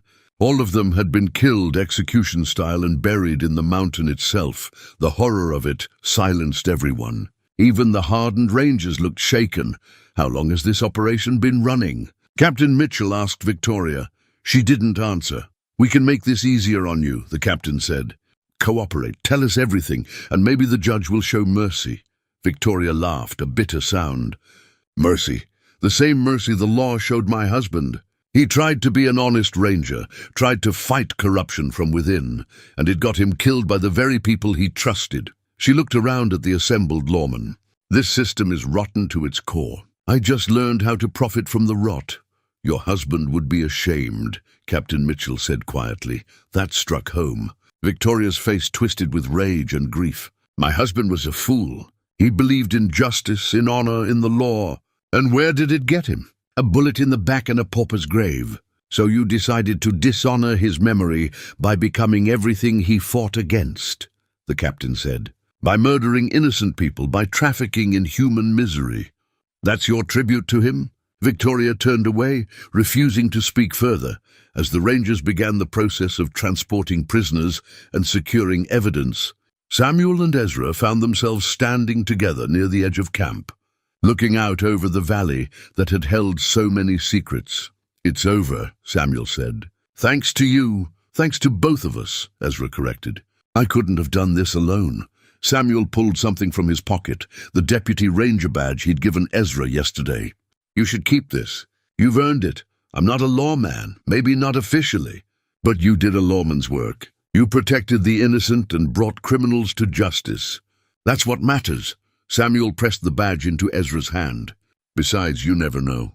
Might need to deputize you again sometime? Ezra looked at the silver badge, felt its weight. It was similar to his father's cavalry insignia, similar to the scout's credentials he'd once carried. Another symbol of duty, of responsibility, of standing up when standing up was needed. He pocketed it. If you ever need help again, you know where to find me. The lonely mountain man, 3 hours northwest of Pinewood, Samuel said with a slight smile. Living in a cabin and preferring solitude. Maybe not as much solitude as before, Ezra admitted. Turns out 20 years alone was enough. Maybe it's time I rejoined the world a bit. Captain Mitchell approached them. Frostcoal, I need your statements. Everything from the beginning. This is going to be a long investigation, and I want every detail documented. They spent the rest of the morning going over everything, telling the Rangers about the surveillance, the rescue, the tunnel escape. Every piece of information they'd gathered. Other Rangers were dispatched to Silver Creek to take statements from the rescued families. By afternoon, the prisoners were being prepared for transport. Victoria Blackwood would face trial for multiple murders. Red Hand Morrison and the other outlaws would hang. Deputy Marshal Wade Garrett had fled during the chaos, but wouldn't get far. Rangers were already on his trail.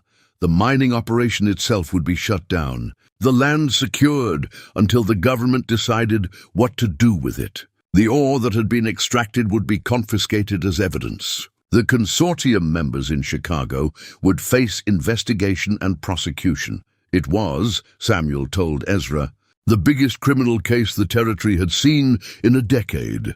As the sun began to set, the prisoners were finally loaded into wagons for the journey to Silver Creek and the territorial prison beyond. Victoria Blackwood sat in one of the wagons, her hands shackled, staring straight ahead with empty eyes. Ezra watched her and felt something unexpected, not triumph, but sadness. She'd lost her husband to violence and corruption, and instead of working to make things better, she'd let bitterness turn her into a monster. How many people had died because of her need for revenge and profit?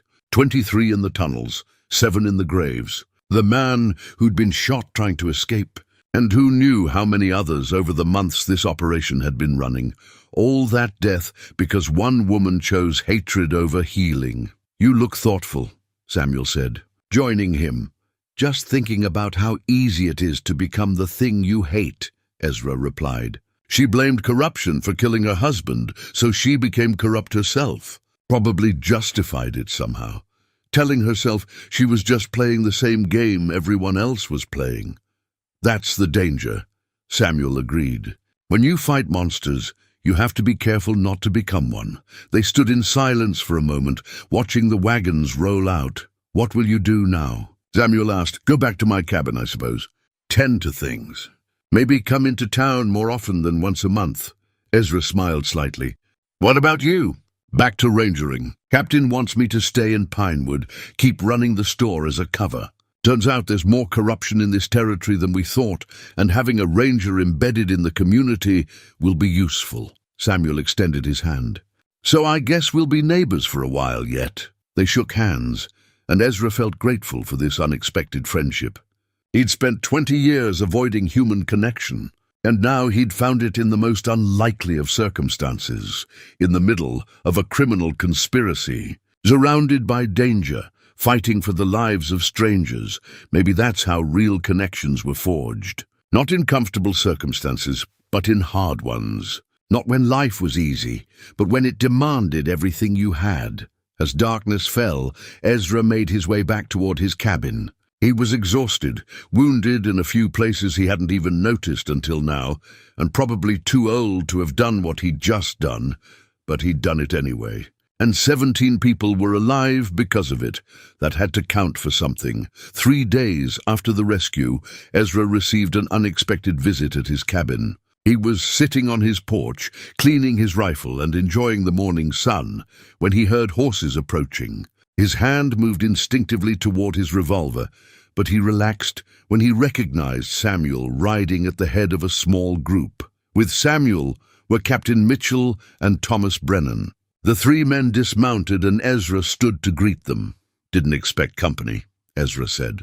"Especially not this much of it. We need to talk," Samuel said, and something in his tone made Ezra's instincts sharpen. They went inside, and Ezra put coffee on to boil. The men sat around his small table, and he noticed they all looked grim. "The families are safe?" he asked, suddenly worried. "They're fine," Captain Mitchell assured him. "Settled in Silver Creek under ranger protection until the trials are over." "That's not why we're here." "Then what?" The captain pulled out a document and laid it on the table. It was a map, but not of the local territory. This showed a much larger area, stretching across multiple territories and states, with dozens of locations marked in red ink. "While investigating Victoria Blackwood's operation, we discovered something troubling," the captain said. "Her mining consortium isn't just active here. They have similar operations running in at least 15 other locations across the West, all of them using the same methods: coerced labor, murdered witnesses, corrupt local law enforcement." Ezra studied the map, feeling cold dread settle in his stomach. "How many people?" "We don't know for certain. But based on what we found here and extrapolating to the other sites," the captain paused. "Hundreds, maybe more than 1,000 people have been caught up in these operations over the past 3 years. The scale of it was staggering. What they'd stopped here was just one small piece of something much larger, much more organized. We're moving on all the locations simultaneously," the captain continued, "coordinating with ranger companies and federal marshals across 6 territories. But we have a problem. He tapped one location on the map, deep in the mountains of New Mexico. "This one," Samuel leaned forward. "The operation there is the largest. According to the documents we found, it's where they've been refining most of the ore, preparing it for shipment east. It's also where the consortium's leadership is based. If we can take that location, we cut the head off the snake. So take it," Ezra said. "You have the resources." "It's not that simple," Captain Mitchell replied. "The location is a fortress. Natural canyon walls on 3 sides, only one approach, heavily guarded. They have at least 50 armed men, maybe more, and they've been there for over a year, so they're well supplied, well prepared. A direct assault would be costly," Samuel added. "We'd lose a lot of Rangers, and there's no guarantee we'd win. Plus they have hostages, families like the ones here. If we attack head-on, those people die." Ezra was beginning to understand where this was going. "You want me to help? We need someone who knows how to scout hostile territory, who can move unseen, who can gather intelligence on their defenses," the captain said. "Someone who's done this kind of work before. 20 years ago, I did this kind of work. I'm an old man now. You rescued 17 people from an armed camp 3 nights ago," Samuel pointed out. "You don't strike me as too old for anything." Thomas Brennan spoke for the first time. "Mr. Cole, you saved my family. You saved all our families. But there are others still trapped, still being forced to work, still waiting to die when they're no longer useful." He looked directly at Ezra. "I'm asking you to help them, the way you helped us." Ezra looked at the 3 men, then down at the map.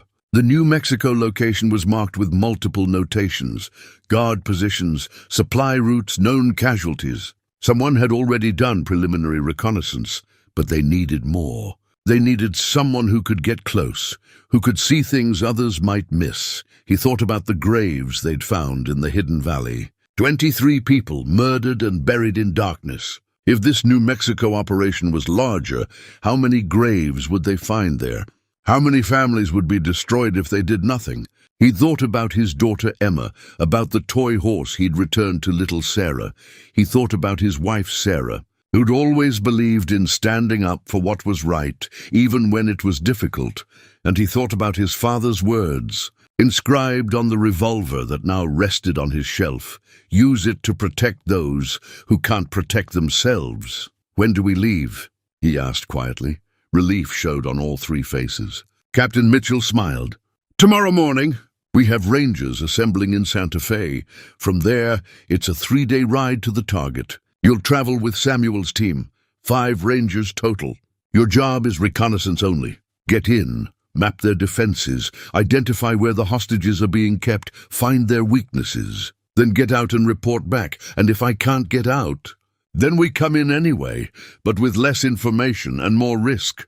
The captain's expression was serious. "I won't lie to you, Cole, this is dangerous. More dangerous than what you did here. These people know we're coming now. They'll be watching for scouts, for spies. If they catch you—" "I know what happens if they catch me," Ezra said.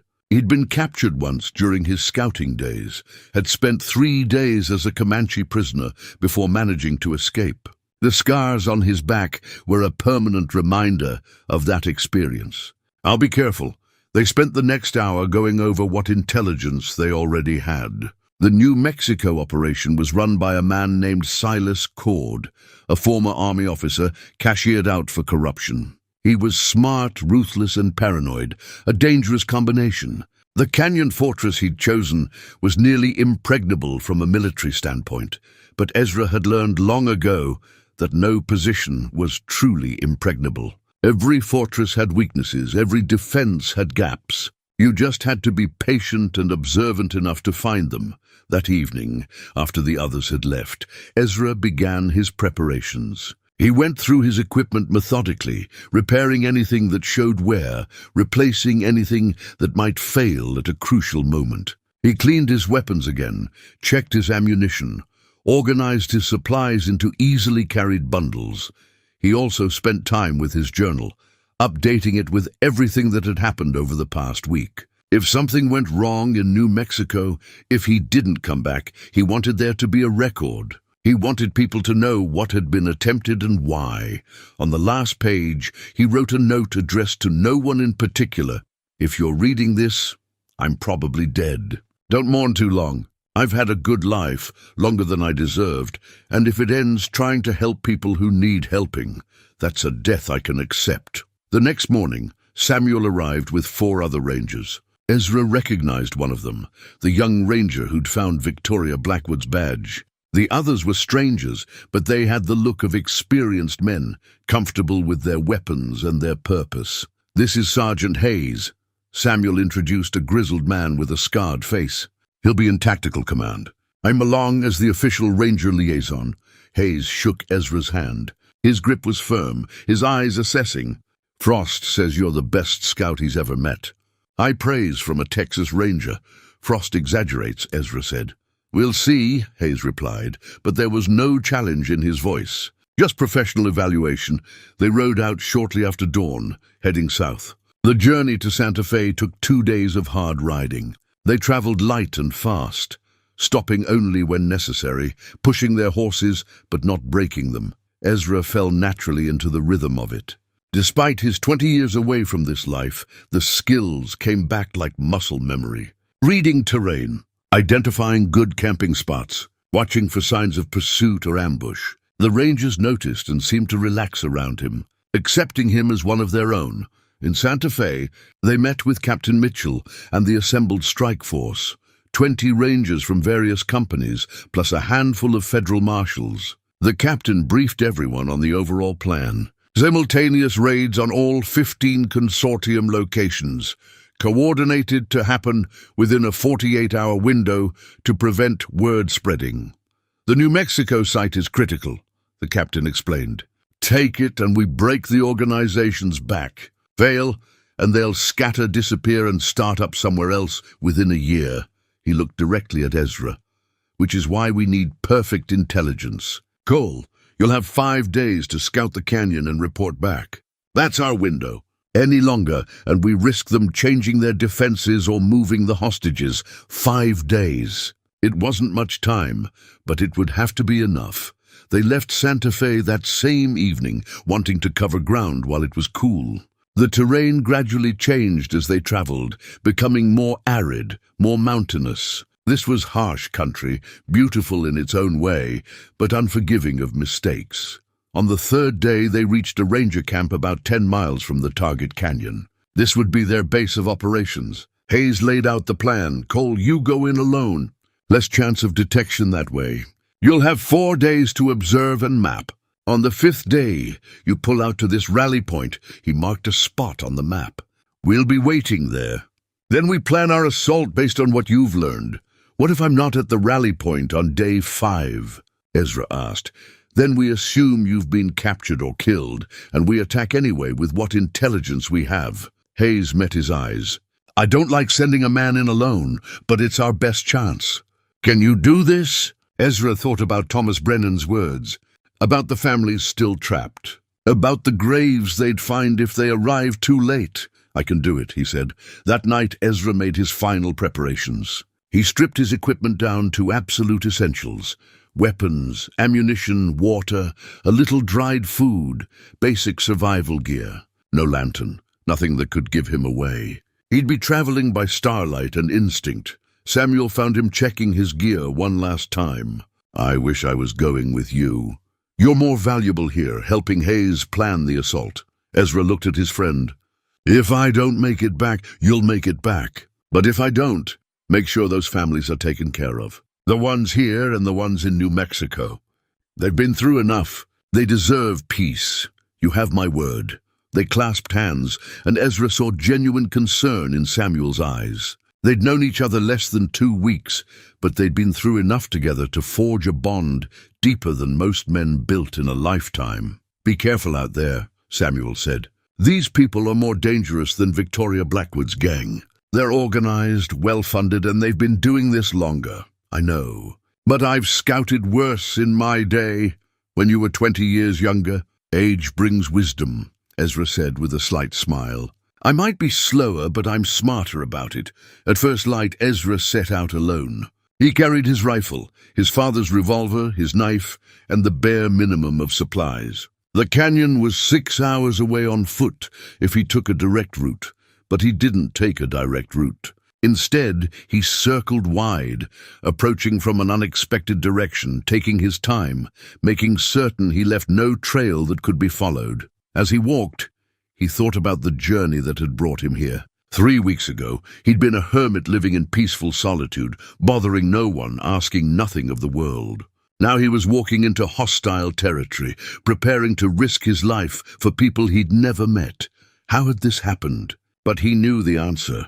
It had happened because he'd looked through a gap in the forest and seen something wrong, because he'd chosen to care, because he'd decided that some things mattered more than safety and comfort and peace.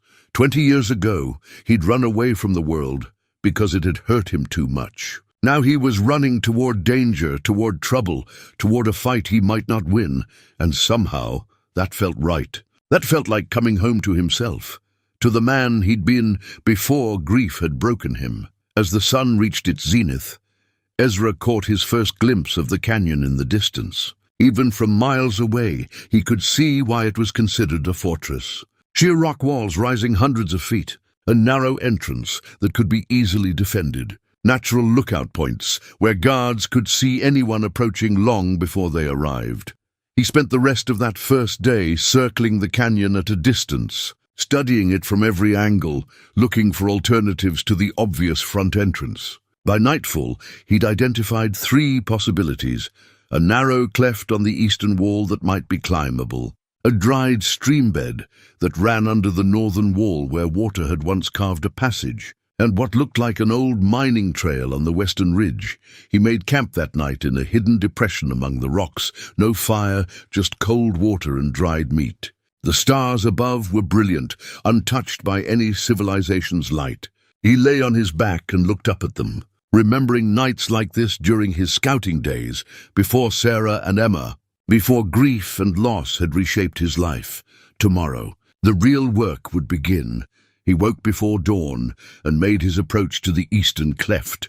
It took him 3 hours of careful climbing, testing each handhold, moving in silence. Twice, he had to freeze in place as guards passed on the canyon rim above him, their voices carrying clearly in the still morning air. When he finally reached a position where he could see into the canyon, what he saw made his heart sink. The operation here was massive, easily 100 people visible, maybe more. Multiple mine entrances, processing facilities, barracks-style housing, and everywhere armed guards. Not the casual, lazy guards he'd seen at Victoria Blackwood's camp, but professional sentries who knew their business. He spent 6 hours in that position, barely moving, taking mental notes of everything. Guard rotations every 4 hours. Supply wagons coming and going through the main entrance. Work crews being marched to and from the mines at regular intervals. And then he saw the families. They were housed in a separate section, away from the main work areas. From his vantage point, Ezra counted at least 40 people in that section. Men, women, children. They moved like prisoners, heads down, always watched. He committed every detail to memory. The location of the family quarters. The number of guards assigned to watch them. The route they took to and from the work sites. All of it would be crucial for planning a rescue. As darkness fell, he carefully withdrew and made his way to the second potential entry point, the dried stream bed. It took most of the night to work his way around to the northern side of the canyon and locate the passage he'd spotted from a distance. The stream bed did run under the wall, but only for about 20 feet before it opened into the canyon. The problem was that it emptied directly into the main work area. Anyone using it as an entry point would be immediately visible to dozens of workers and guards. Not viable. That left the western ridge and the old mining trail. By dawn of the second day, Ezra was in position to examine the western approach. The trail had been carved into the rock face decades ago, probably by prospectors working claims before the area had been taken over. It was barely visible now, overgrown and crumbling in places, but it was there. And more importantly, it led to a section of the canyon rim that was less heavily guarded. The terrain there was too steep for easy access, so Silas Cord's men had concentrated their defenses elsewhere. This was the weakness Ezra had been looking for. He spent the second day studying that approach in detail, noting where the trail was most dangerous, where it could be easily blocked if defenders realized it was being used. He also took careful note of the time it would take to climb, at least 2 hours for a skilled climber, probably 3 for soldiers carrying weapons and equipment. On the third day, he got closer to the main camp than he dared before. Moving during shift changes when there was maximum confusion, he worked his way to within 50 yards of the family quarters. From there, behind a stack of supply crates, he could hear conversations. A woman was crying, talking to another woman about her daughter who'd gotten sick from the mine dust. A man was arguing with a guard, begging for better food for the children. The guard laughed and walked away, Ezra's hands clenched into fists. The casual cruelty of it, the systematic dehumanization of these people, it brought back all his rage from the hidden valley. These guards, these men who worked for Silas Cord, they'd become monsters without even realizing it. They'd convinced themselves that these families were somehow less than human, that their suffering didn't matter. He wanted to act immediately, to do something. But he forced himself to wait, to observe, to gather information. That was his mission. Rescue would come later, but only if he did his job properly now. On the fourth day, he finally saw Silas Cord himself. The man emerged from a large structure built against the canyon wall. His headquarters, presumably. He was in his 50s, tall and straight-backed despite his age, with the bearing of a career military officer. He moved through the camp with authority, inspecting operations, questioning foremen, checking on progress. Ezra studied him carefully. This was the man Hayes would need to target during the assault. Take down Cord, and his organization would likely fall apart. But Cord was well protected, always surrounded by at least 4 guards, never exposing himself to potential danger. That evening, Ezra witnessed something that changed his understanding of the situation. A work crew came back from the mines, exhausted and stumbling. One man collapsed, unable to go further. The guards dragged him aside, and Ezra watched as they carried him not to the medical tent, but toward a section of the canyon he hadn't been able to observe closely. He followed at a distance, moving through shadows, taking enormous risks to see where they were taking the man. What he discovered made his blood run cold. There was another section of the canyon, hidden behind a rock outcrop where they dug mass graves, not carefully concealed graves like at the hidden valley. These were open pits, dozens of bodies visible even in the fading light.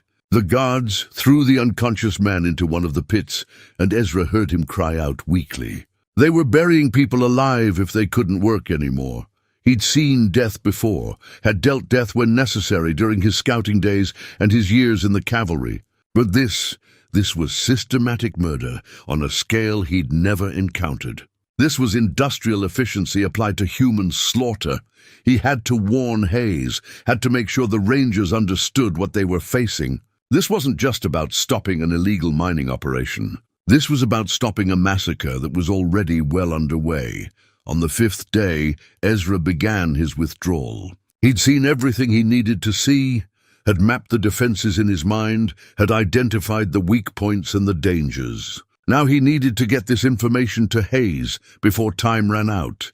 He chose to exit via the eastern cleft, the same way he'd first entered. It was treacherous climbing down, but it was the route he knew best. He was halfway down when he heard shouting above. They'd spotted him. Ezra moved faster, taking risks, skipping handholds he should have tested. Bullets started pinging off the rocks around him. He heard guards scrambling to cut off his escape routes. He was 20 feet from the bottom when his handhold gave way. He fell, hit the slope hard, and tumbled the rest of the way down. He landed in a heap at the base of the cliff, dazed and hurting, but miraculously nothing broken. Above him, guards were starting to climb down. He forced himself to his feet and ran, ignoring the pain, focusing only on getting distance between himself and pursuit. He ran for 2 hours before the adrenaline wore off and the pain became too much to ignore. He found a hidden crevice in the rocks and collapsed into it, gasping for breath, taking inventory of his injuries. Bruised ribs, maybe cracked. His left arm was badly scraped and bleeding. His ankle was swollen, probably sprained, but he was alive. And he had the information Hayes needed. He wrapped his arm as best he could and fashioned a support for his ankle, using strips torn from his shirt. Then he forced himself to keep moving. The rally point was 6 miles away. He had to make it by nightfall, or Hayes would assume he was dead and launch the assault with incomplete intelligence. Each step was agony, but he kept going. The sun set, darkness fell, and still he walked. He could hear pursuit behind him occasionally. They were still hunting him, probably with dogs now. But he'd been running from trackers since before those guards were born. He knew how to cover his trail, how to use water and rock to confuse dogs, how to move in ways that left minimal sign. Finally, 3 hours after full dark, he stumbled into the rally point. Samuel saw him first and ran forward to catch him as his legs gave out. "Dear God, Ezra, what happened?" "Got spotted," Ezra managed. "Coming down." "They're hunting me, maybe 2 hours behind." Hayes and the other rangers gathered around. "Did you get the intelligence?" Hayes asked. "All of it." Ezra let them help him to a sitting position. "But it's bad." "Worse than we thought." He told them everything. The guard positions, the family locations, the Western Trail that was their best point of entry, and the mass graves, the systematic murder of workers who couldn't keep up. Hayes listened without interrupting, his face growing grimmer with each detail. When Ezra finished, the sergeant nodded. "You've given us what we need." "Good work, Cole. Now let's get you looked at." One of the rangers, who had medical training, examined Ezra's injuries and pronounced them painful but not life-threatening. They bandaged his arm properly and wrapped his ankle. "You need rest," the ranger said. "No time," Hayes replied. "If they're hunting Cole, they know something's wrong. Cord will tighten his defenses, maybe even start eliminating the hostages to remove evidence." He looked at his team. "We move tonight. Full company assault, coordinated with the other raids. Send the signal." One of the rangers pulled out a mirror and began flashing coded signals towards Santa Fe, where Captain Mitchell waited with the main force. Samuel crouched next to Ezra. "You did it. Gave us what we need." "I saw the graves, Samuel. Dozens of people, maybe hundreds, over the time they've been operating. We have to stop this. We will." Samuel's face was set with determination. "Whatever it takes, we end this tonight." As the rangers prepared for the assault, Ezra insisted on going with them, despite his injuries. Hayes tried to refuse, but Ezra was adamant. "I know that canyon better than any of you now. I know where the families are, how to get to them, where the real dangers lie. You need me." Hayes studied him for a long moment, then nodded. "You're right, but you're not fighting. You're guiding." "Understood." "Understood." The hand-drawn tactical map Ezra had created sat spread out before them, every detail he'd observed carefully marked. Guard positions, entry points, the location of Silas Cord's headquarters, the family quarters, the mass graves. Everything was there. Hayes traced the plan with his finger. "Alpha Team goes up the Western Trail here, takes out the guards on the rim quietly. Bravo Team waits at the main entrance until Alpha signals, then hits hard and loud, draws all attention. Charlie Team, that's us, we go in through the eastern approach while they're distracted. Get to the families, get them out." It was a solid plan, but everyone knew it could fall apart the moment first contact was made. Plans always did. "One more thing," Ezra said. "Silas Cord, he's ex-military, smart, experienced. If he realizes what's happening, he'll try to kill the hostages rather than let them be rescued as witnesses. Someone needs to get to him fast." "That'll be me," Hayes said. "Once we're inside, I'll take 2 men and go straight for Cord's headquarters. We stop him, the rest falls apart." As midnight approached, the rangers blackened their faces with charcoal, checked their weapons one final time, and moved out in silence. Captain Mitchell's main force was moving into position from the south. Rangers from 2 other companies were approaching from the east and west. In total, over 50 lawmen were converging on the canyon fortress, but Ezra knew that numbers weren't everything. Cord's men had the advantage of position, familiarity with the terrain, and hostages they could use as leverage or kill out of spite. This would be bloody. People would die, both rangers and hostages. The question was how many, and whether they could stop Cord before he made his final, desperate move. As they moved through the darkness toward the canyon, Ezra felt the weight of his deputy ranger badge inside his vest. He'd accepted it as a courtesy, a symbol, not really believing he'd need it. Now it felt like a responsibility. These families, these trapped and brutalized people, they were counting on him and Samuel and Hayes and all the other rangers who were risking their lives tonight. He wouldn't let them down. Whatever it took, whatever the cost, those families would be freed. The canyon loomed before them in the darkness, its walls black against the stars. Somewhere inside, Silas Cord and his men waited, unaware that their time had finally run out. The reckoning was here. Alpha Team moved first, beginning their climb up the Western Trail in total darkness. Ezra watched them go, these shadows moving silently up the treacherous path he'd identified. They had 2 hours to get into position before the assault began. 2 hours to climb, to reach the rim, to neutralize the guards there without raising alarm. Hayes led Charlie Team, Ezra, Samuel, and 3 other rangers toward the eastern cleft. The climb would be harder at night, more dangerous, but it was their only chance to reach the family quarters without fighting through the entire camp. Ezra's injured ankle screamed with every step, but he gritted his teeth and kept moving. He'd made this climb twice before. He could make it once more. They reached the base of the cliff, and Hayes looked up, trying to gauge the route in the darkness. "You're sure about this, Cole?" "As sure as I can be. The handholds are solid for the first 100 feet. After that it gets tricky." Ezra pointed to a barely visible ledge about halfway up.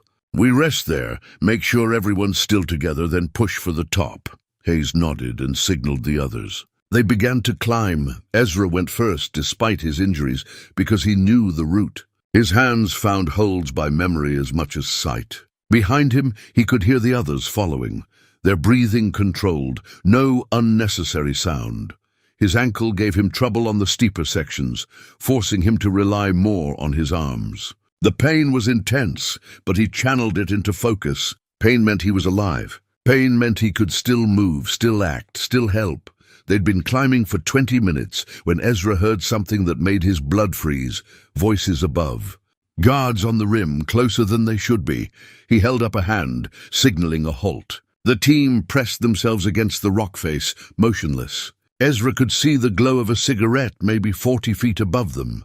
2 guards, possibly 3, talking quietly in the darkness. If they looked down, if they happened to shine a light at just the wrong angle. The guards talked for what felt like an eternity. They were discussing something mundane, complaining about the food, wondering when they'd get paid next. Normal conversation between working men, oblivious to the threat crawling up the wall beneath them. Finally, they moved on, their voices fading. Ezra let out a breath he hadn't realized he'd been holding and signaled the team to continue. They reached the ledge and paused to rest. Ezra checked his pocket watch. 1 hour and 15 minutes until the assault began. They were behind schedule. The rest of the climb would have to be faster, which meant more risk. Samuel leaned close and whispered, "How's the ankle?" "Doesn't matter. We keep going." The final section was the worst. The rock was looser here, handholds less certain. Twice, chunks of stone broke away and fell, clattering down the cliff face. Each time, the team froze, waiting to see if anyone had heard. Each time, they got lucky. Ezra pulled himself over the rim, with his arms shaking from exertion. He lay flat, breathing hard, waiting for the others. One by one, they came over the edge. Samuel, then the 3 rangers, and finally Hayes. They were in. From this position, Ezra could see across part of the canyon. Campfires burned in the main work area. A few guards walked patrols, but most of the camp seemed quiet. They didn't know what was coming. Hayes checked his watch. 30 minutes. We need to get into position near the family quarters. They moved through the shadows, using the canyon's irregular terrain for cover. Ezra led them along a route he'd memorized during his reconnaissance, avoiding open areas. staying low when they had to cross exposed ground. They were 50 yards from the family quarters when a guard stepped out from behind a supply tent, directly into their path. For a moment, everyone froze. The guard's eyes widened as he registered what he was seeing: armed men, faces blackened, moving with purpose through the camp. His hand started toward his rifle. Hayes moved faster. He closed the distance in 3 steps and struck the guard with the butt of his rifle. The man went down hard and didn't move. "Bind him," Hayes ordered. "Gag him, quickly." 2 rangers moved to comply while the rest kept watch. Ezra's heart was pounding.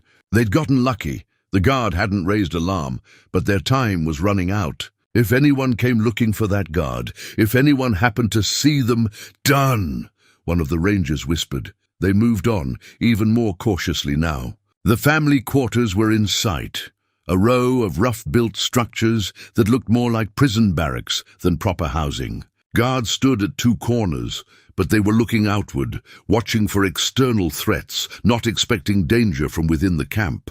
Hayes positioned his team in cover and checked his watch again. 5 minutes. When shooting starts, we move. Cole Samuel, you're with me. We go in, secure the families, get them to that eastern cleft. The rest of you provide covering fire and hold this position until we're clear. Everyone nodded. Weapons were checked one final time. Ezra drew his father's revolver, feeling its familiar weight. He thought about all the times this weapon had been used to protect the innocent, going back to his father's service in the Mexican War. Tonight, it would serve that purpose once more. The minutes ticked by in agonizing slowness. Ezra watched the guards, watched the family's quarters, watched for any sign that their presence had been detected. Everything remained quiet. Then, exactly on time, gunfire erupted from the canyon's entrance. The sound was like thunder in the confined space, echoing off the walls. Bravo team had begun their assault. Immediately, the entire camp exploded into chaos. Guards ran toward the entrance. Workers scrambled for cover. Officers shouted orders, and up on the western rim, Ezra saw muzzle flashes as Alpha Team opened fire on the guards there. "Now!" Hayes shouted. They rushed the family quarters. The 2 corner guards spun toward them, bringing up their rifles, but Samuel and Hayes fired first. Both guards went down. Hayes kicked open the door of the first building. "U.S. Rangers, everyone stay calm. We're here to get you out." Inside, families cowered in fear, unsure if this was rescue or execution. Ezra pushed past Hayes and raised his voice. "Thomas Brennan sent us. He's safe in Silver Creek. We're taking you to him." That got their attention. A woman stood up, clutching 2 children. Thomas is alive?" "Alive and well, but we need to move now. Gather everyone, quickly." The families poured out of the buildings, maybe 40 people total, just as Ezra had estimated. They were thin, frightened, but hope blazed in their eyes. Hope that this nightmare was finally ending. Hayes pointed toward the eastern cleft. "That way. Go now, run." They ran, parents carrying children, the strong helping the weak. Samuel and 2 rangers led them, while Hayes, Ezra, and the remaining ranger provided rear security. Bullets started to fly their way as Cord's guards realized what was happening. One of the rangers went down with a cry, clutching his leg. Ezra grabbed him and half-carried, half-dragged him toward cover. "Can you shoot?" Ezra asked. The ranger nodded through gritted teeth. "Just prop me up." Ezra positioned him behind a barrel and handed him his rifle. "Buy us time." The ranger immediately began returning fire, while Ezra ran to catch up with the families. They were moving too slowly, too bunched up. If the guards got organized, if they brought concentrated fire to bear, an explosion rocked the canyon. Ezra looked back and saw flames rising from what must have been an ammunition depot. Captain Mitchell's main force was inside now, wreaking havoc on Cord's defenses. But it also meant the situation was devolving into chaos. In chaos, innocent people died. He reached the cliff edge where the families were starting to descend. Samuel was already partway down, helping people, showing them where to step. But it was taking too long. At this rate, they'd still be exposed when Cord's forces regrouped. "Faster," Ezra urged. "I know it's frightening, but you have to move faster." A young mother hesitated at the edge, her infant clutched to her chest. I can't. I'll fall. You won't fall. I promise you won't fall. Ezra took her hand and guided it to the first handhold. One step at a time. I'll be right behind you. She started down, trembling but determined. Others followed. The children were actually fastest, their lighter weight and natural agility serving them well. Hayes appeared beside Ezra. Cord's forces are falling back to his headquarters. Mitchell's got them in a fighting retreat, but... He paused as more gunfire erupted nearby. Cord might try to blow the whole place. He's got explosives stored throughout the canyon. If he decides he can't win, he might decide nobody wins. Ezra looked at the families still waiting to descend, then at the chaos spreading through the canyon. How long do we have? Minutes, maybe. I don't know. A decision point. They could continue the methodical evacuation, getting everyone safely down the cliff, but risking Cord's final desperate act. Or go after him, Ezra said. You and your best men? Stop Cord before he can blow the charges. I'll get these families out. Hayes looked torn. You're injured, Cole. You can barely walk. I can climb. And I can protect these people. That's all that matters. Ezra gripped Hayes' arm. You're the only one who can stop Cord. Go, we'll be fine. Hayes studied his face for a moment, then nodded. Don't get yourself killed, old man. Samuel would never forgive me. He ran back toward the fighting, taking 2 rangers with him. Ezra turned his attention back to the families. Half were down now, with Samuel guiding them from below. But half remained, and the fighting was getting closer. A bullet whined past Ezra's head. He turned to see 3 of Cord's guards approaching, firing as they came. He raised his revolver and fired back, forcing them to take cover. Keep moving, he shouted to the families. Don't stop.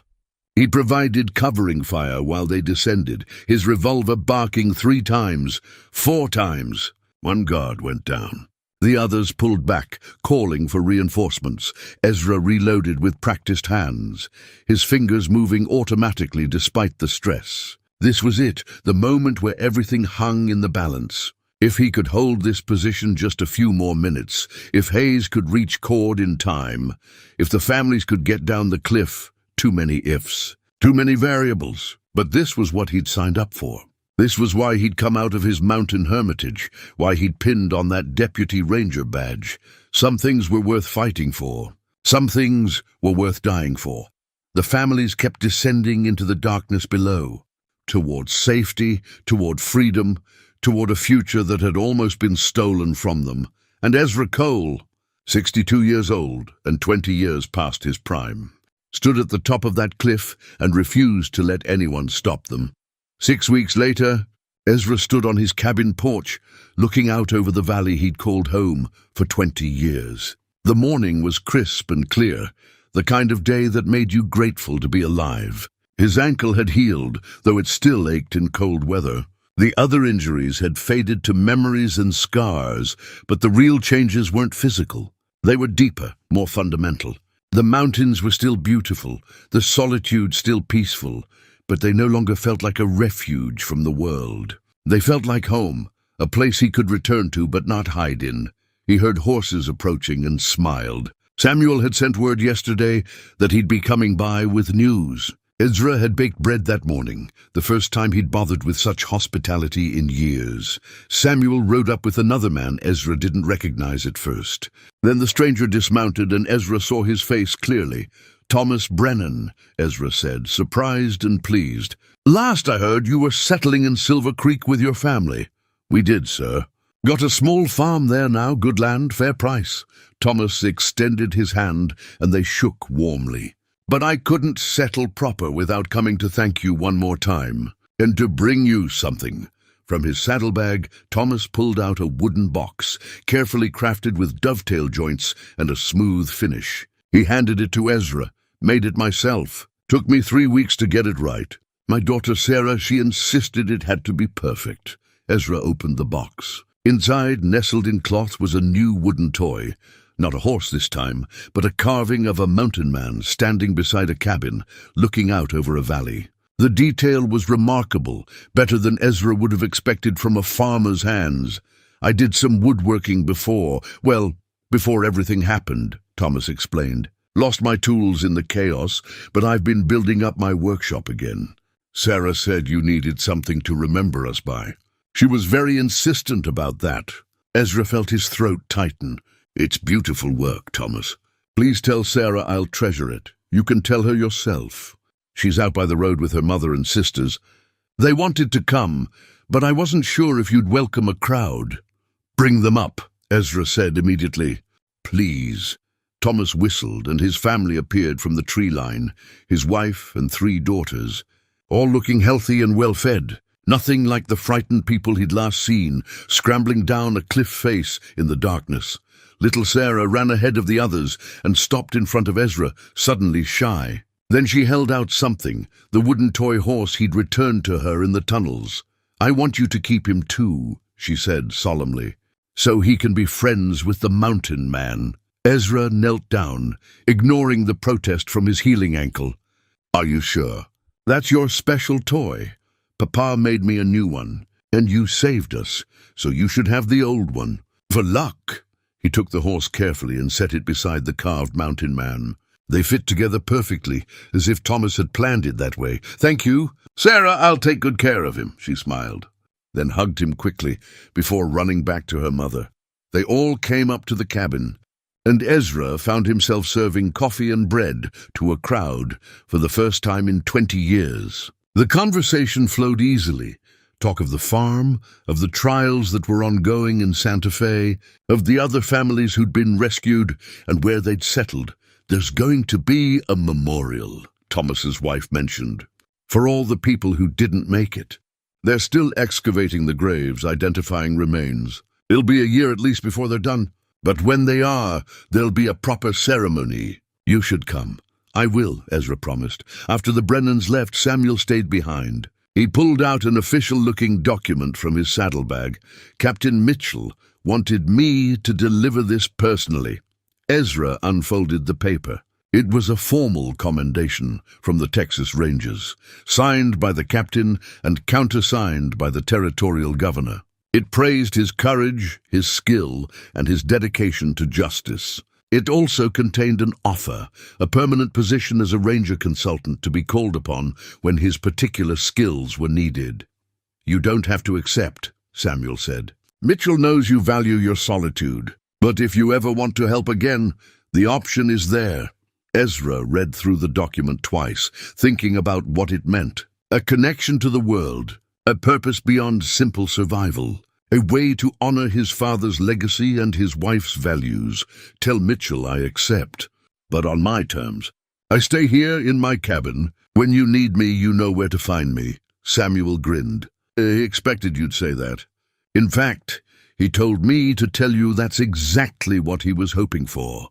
They sat on the porch together, drinking coffee, watching the afternoon sun paint the mountains in gold and shadow. It was comfortable, this friendship they'd forged in crisis. Different from what Ezra had had with Sarah or with his old army companions, but real nonetheless. I'm heading back to Pinewood tomorrow, Samuel said. Store's been closed too long, plus there's a new deputy marshal starting next week. Actual honest lawman this time. I want to be there to make sure he settles in right. Will you keep working undercover? For a while yet. Mitchell thinks there's still corruption to root out, just not as organized as Blackwood's consortium. It'll take time. Samuel looked at Ezra. You could come to town more often, you know. People have heard about what you did. You'd be welcome. Maybe I will. Once a month seems less necessary now. Maybe once a week wouldn't be so bad. After Samuel left, Ezra spent the evening organizing his cabin. He found a place of honor for the carved mountain man and the toy horse, on his shelf, next to his journal and his father's revolver. The 4 objects together told a story: solitude, duty, innocence, and redemption. He opened his journal to a fresh page and began to write. Not about his observations of nature this time, but about the past weeks. About the hidden valley and the families he'd saved. About Samuel and the Rangers. About the choice he'd made to step back into the world. The words came easily now. The isolation that had once been necessary had become a prison of his own making, but he'd found the key, not by running further into the wilderness, but by turning around and facing what he'd been running from. As darkness fell, Ezra lit his lamp and continued writing. He wrote about Sarah and Emma, about his grief and his guilt. He wrote about the 20 years he'd spent in these mountains and what he'd learned here. He wrote about the man he'd been, the man he'd become, and the man he hoped to be going forward. When he finally set down his pen, it was near midnight. His hand was cramped from writing, but he felt lighter somehow. The words on the page had taken some of the weight he'd been carrying and transformed it into something else. Not happiness exactly, but something like peace. He stood and walked to the cabin door, opening it to look out at the night. The stars were brilliant overhead, the same stars that had watched over him for 20 years of solitude. But he wasn't the same man who'd first come to these mountains. That man had been broken, running, trying to escape himself. This man, the one standing here now, he was still carrying wounds, still bearing scars. But he'd learned that scars were just evidence of healing, and wounds could close if you gave them the chance. Somewhere in Silver Creek, Thomas Brennan and his family were sleeping safely in their own home. Somewhere in Santa Fe, 40 other families were rebuilding their lives. Somewhere across the West, hundreds of people were free because of what had been done, the risks that had been taken, the duties that had been fulfilled. Ezra couldn't bring back the dead, couldn't undo the years he'd lost to grief. It couldn't change the past or erase his regrets. But he could honor the memory of those he'd lost by living in a way that would have made them proud. Sarah had always said that love wasn't just about holding on. It was also about letting go. Letting go of fear, of grief, of the need to control everything. Letting go so that life could flow through you instead of battering against you.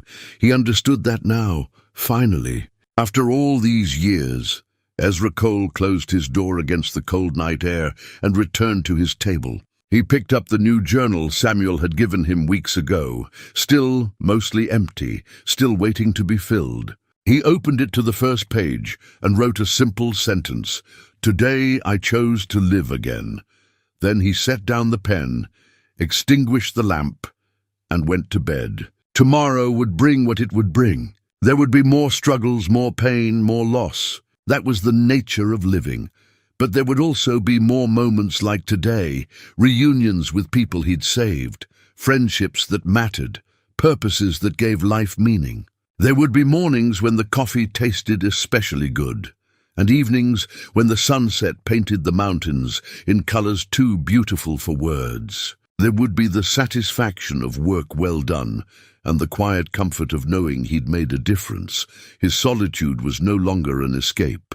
It was a choice, freely made, that gave him strength to engage with the world when engagement was needed. The mountains were no longer his prison. They were his home, his sanctuary, his place of rest between battles. And when Samuel or Captain Mitchell came calling, when the next crisis arrived, when people needed help that only he could provide, he would be ready, because Ezra Cole had finally learned what his wife had tried to teach him all those years ago, that the measure of a life wasn't in how much pain you could avoid, but in how much good you could do despite the pain.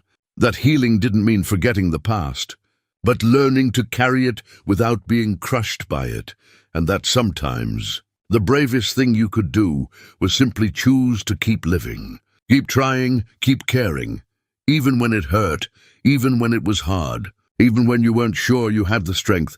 The mountains stood eternal in the darkness outside his cabin. The stars wheeled overhead. And Ezra Cole, no longer a man running from his past, but a man walking toward his future, slept peacefully in the home he'd built with his own hands.